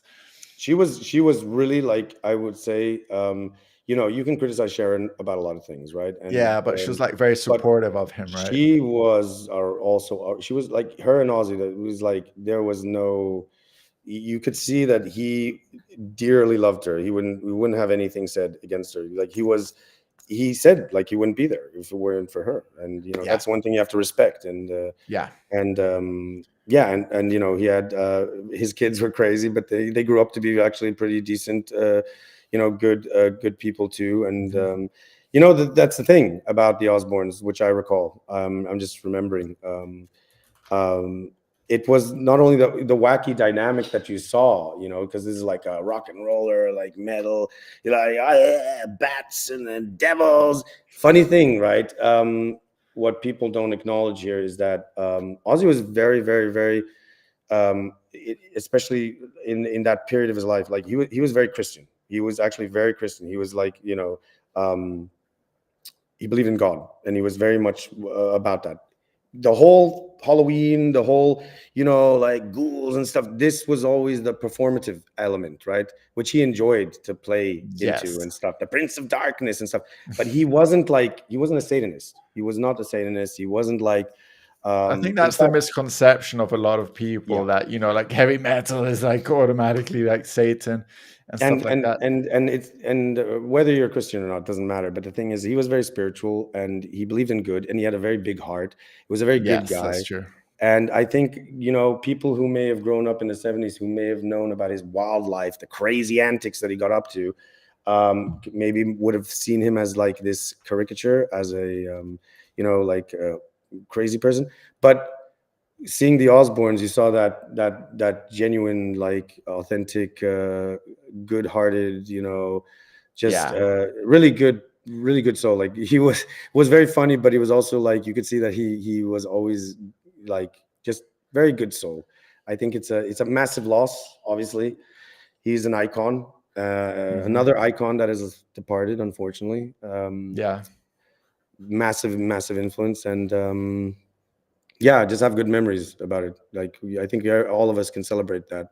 Not only the music, obviously, but also his character, his personality, everything he did. And I just want to say that some of the tracks that kind of like are cemented in my head when I think of Ozzy Osbourne are Paranoid. Which is actually like the first time I heard that song wasn't actually from the radio or anything like that. It was actually from Tony Hawk's Pro Skater, like a video game. And also Crazy Train, of course. Crazy but Train. Also, Crazy I like, Train.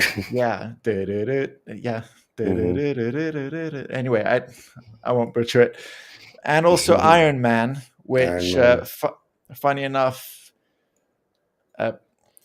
the movies like with... Which one? Like with Robert Downey Jr., Iron Man. Oh, the Avengers, yeah. They also use that track in. Oh, I didn't recognize it. Okay, interesting. All right, cool, awesome. Let's show some X posts, because a lot of people have outpoured their grief, but also but also it's been not only has it grieving, but also like happy moments and memories of him, and I think that's what we should celebrate about Ozzy.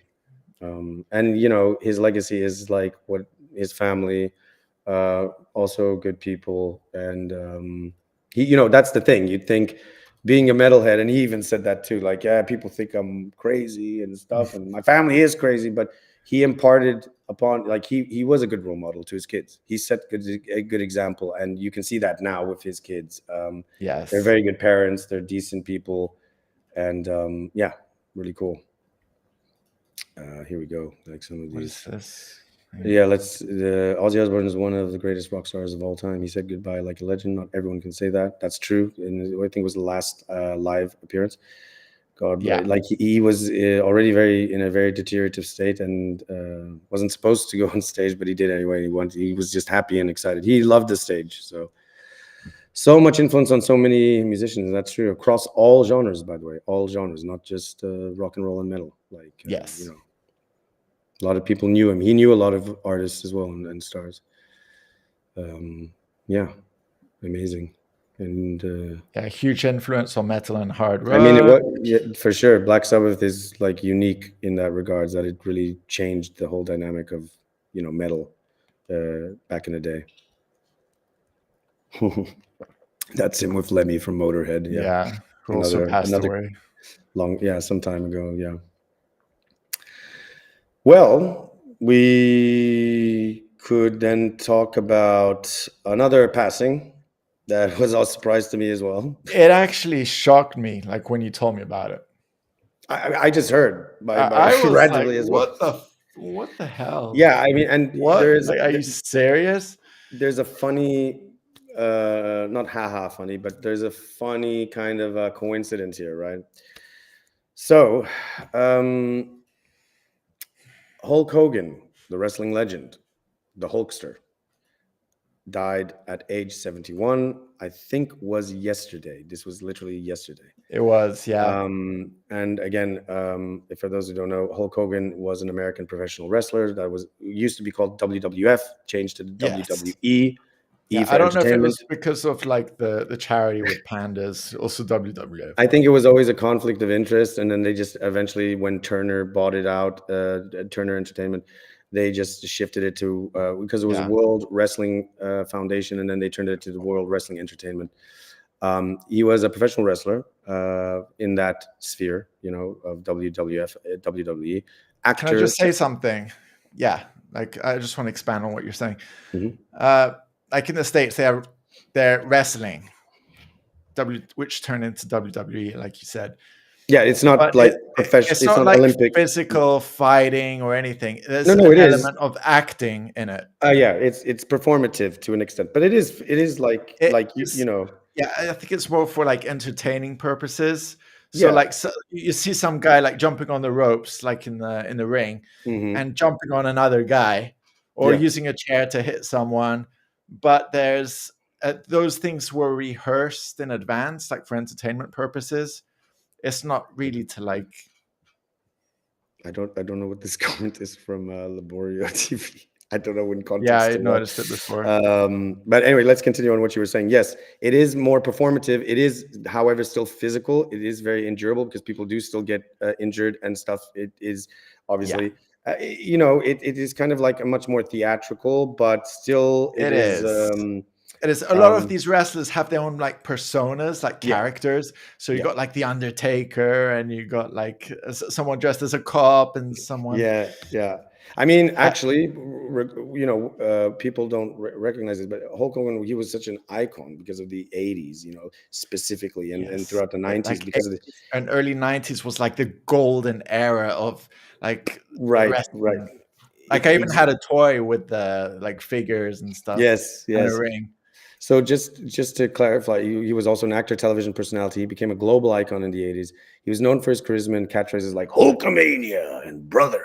He was the face of the WWF. A lot of the times he would like rip his shirt. And he was in Rocky 3. Yes, he was. He was the face of WWF and WWE, and he helped popularize it worldwide. And here's the thing that we need to mark about him. He laid the path for so many other wrestlers who have now become actors, like The Rock, John Cena. I mean, there's quite a few. Like, it was because of Hulk Hogan. Like, he set the groundwork for that. And, going back to the funny coincidence. So, again, late 90s, early 2000s, VH1, which is owned also by MTV, released a series called Hogan Knows Best, which is literally kind of a copy-paste of the Osbournes, only was with Hulk Hogan's family in Florida. But it was equally funny, and, it was somewhat, I think it showed his family as well with his daughters and stuff. Yeah. Now, important to note, like Hulk Hogan was a big guy. He was 2 meters tall. He was almost like 140 kilos. Damn. He was pretty like intimidating.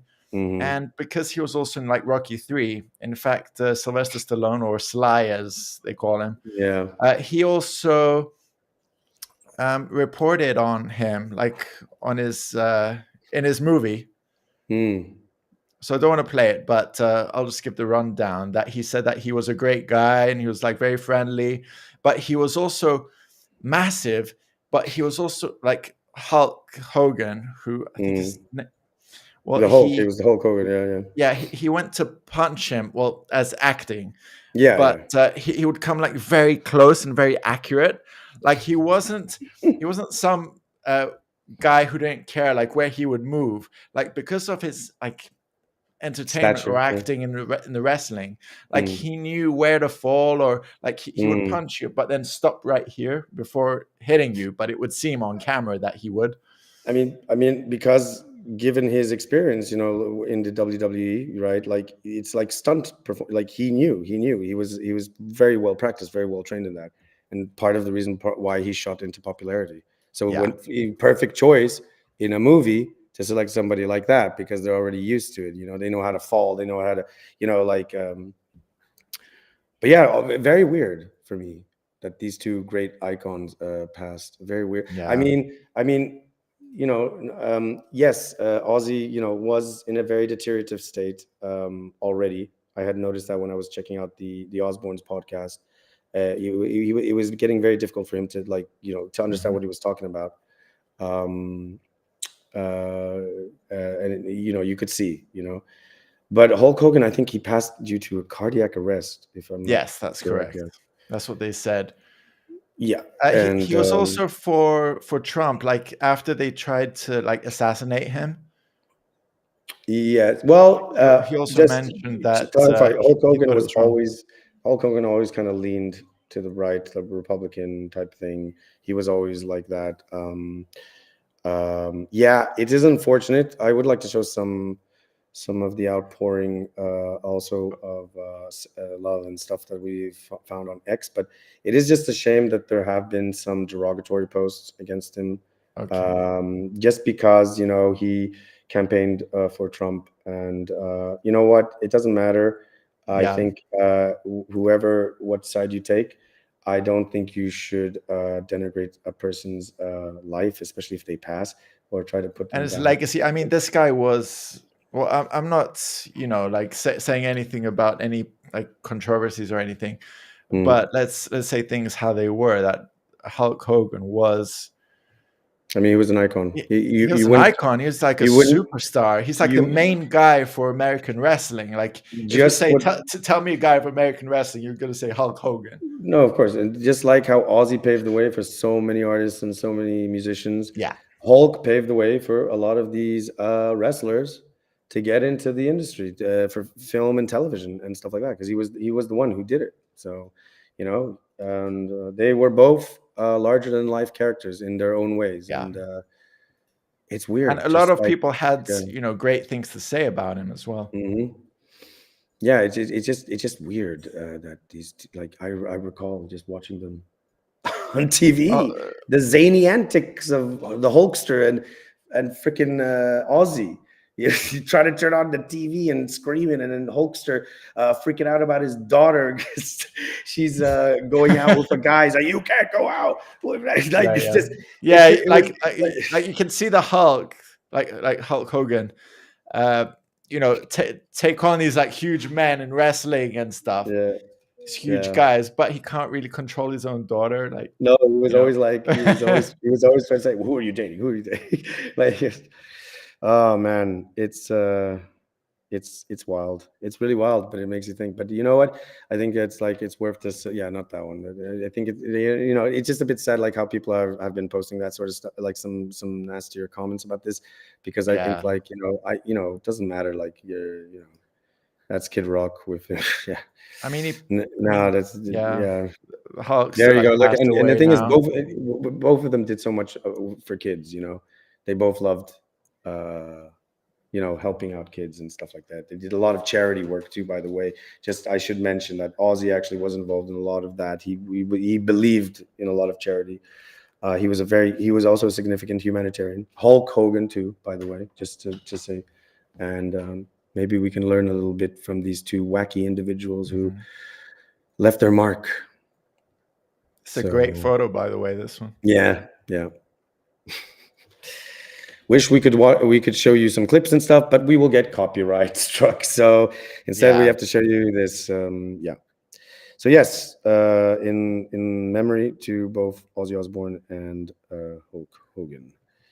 And with that, I guess we're wrapping up today. And thanks everyone for tuning in. Don't forget, we always stream Wednesdays and Fridays from 5. Usually, hopefully, we're on time. And don't forget to stay updated. Join the Discord community. Check out the links in the description. We've mentioned it before. All of your help. If you want to help us or support us, subscribe, follow, share, comment. Let us know. Give us your feedback, and you can follow us on YouTube, Rumble, Kick, and also X and Instagram. So yeah. Well, it was a great show, and stay tuned for all our videos. Coming out soon, yes. Take it easy, guys. We have 3 more coming out in about 13 minutes from now, actually. Oh, yes, true. All right. So without further stay ado, tuned. And without further ado, like you said, this was NTV.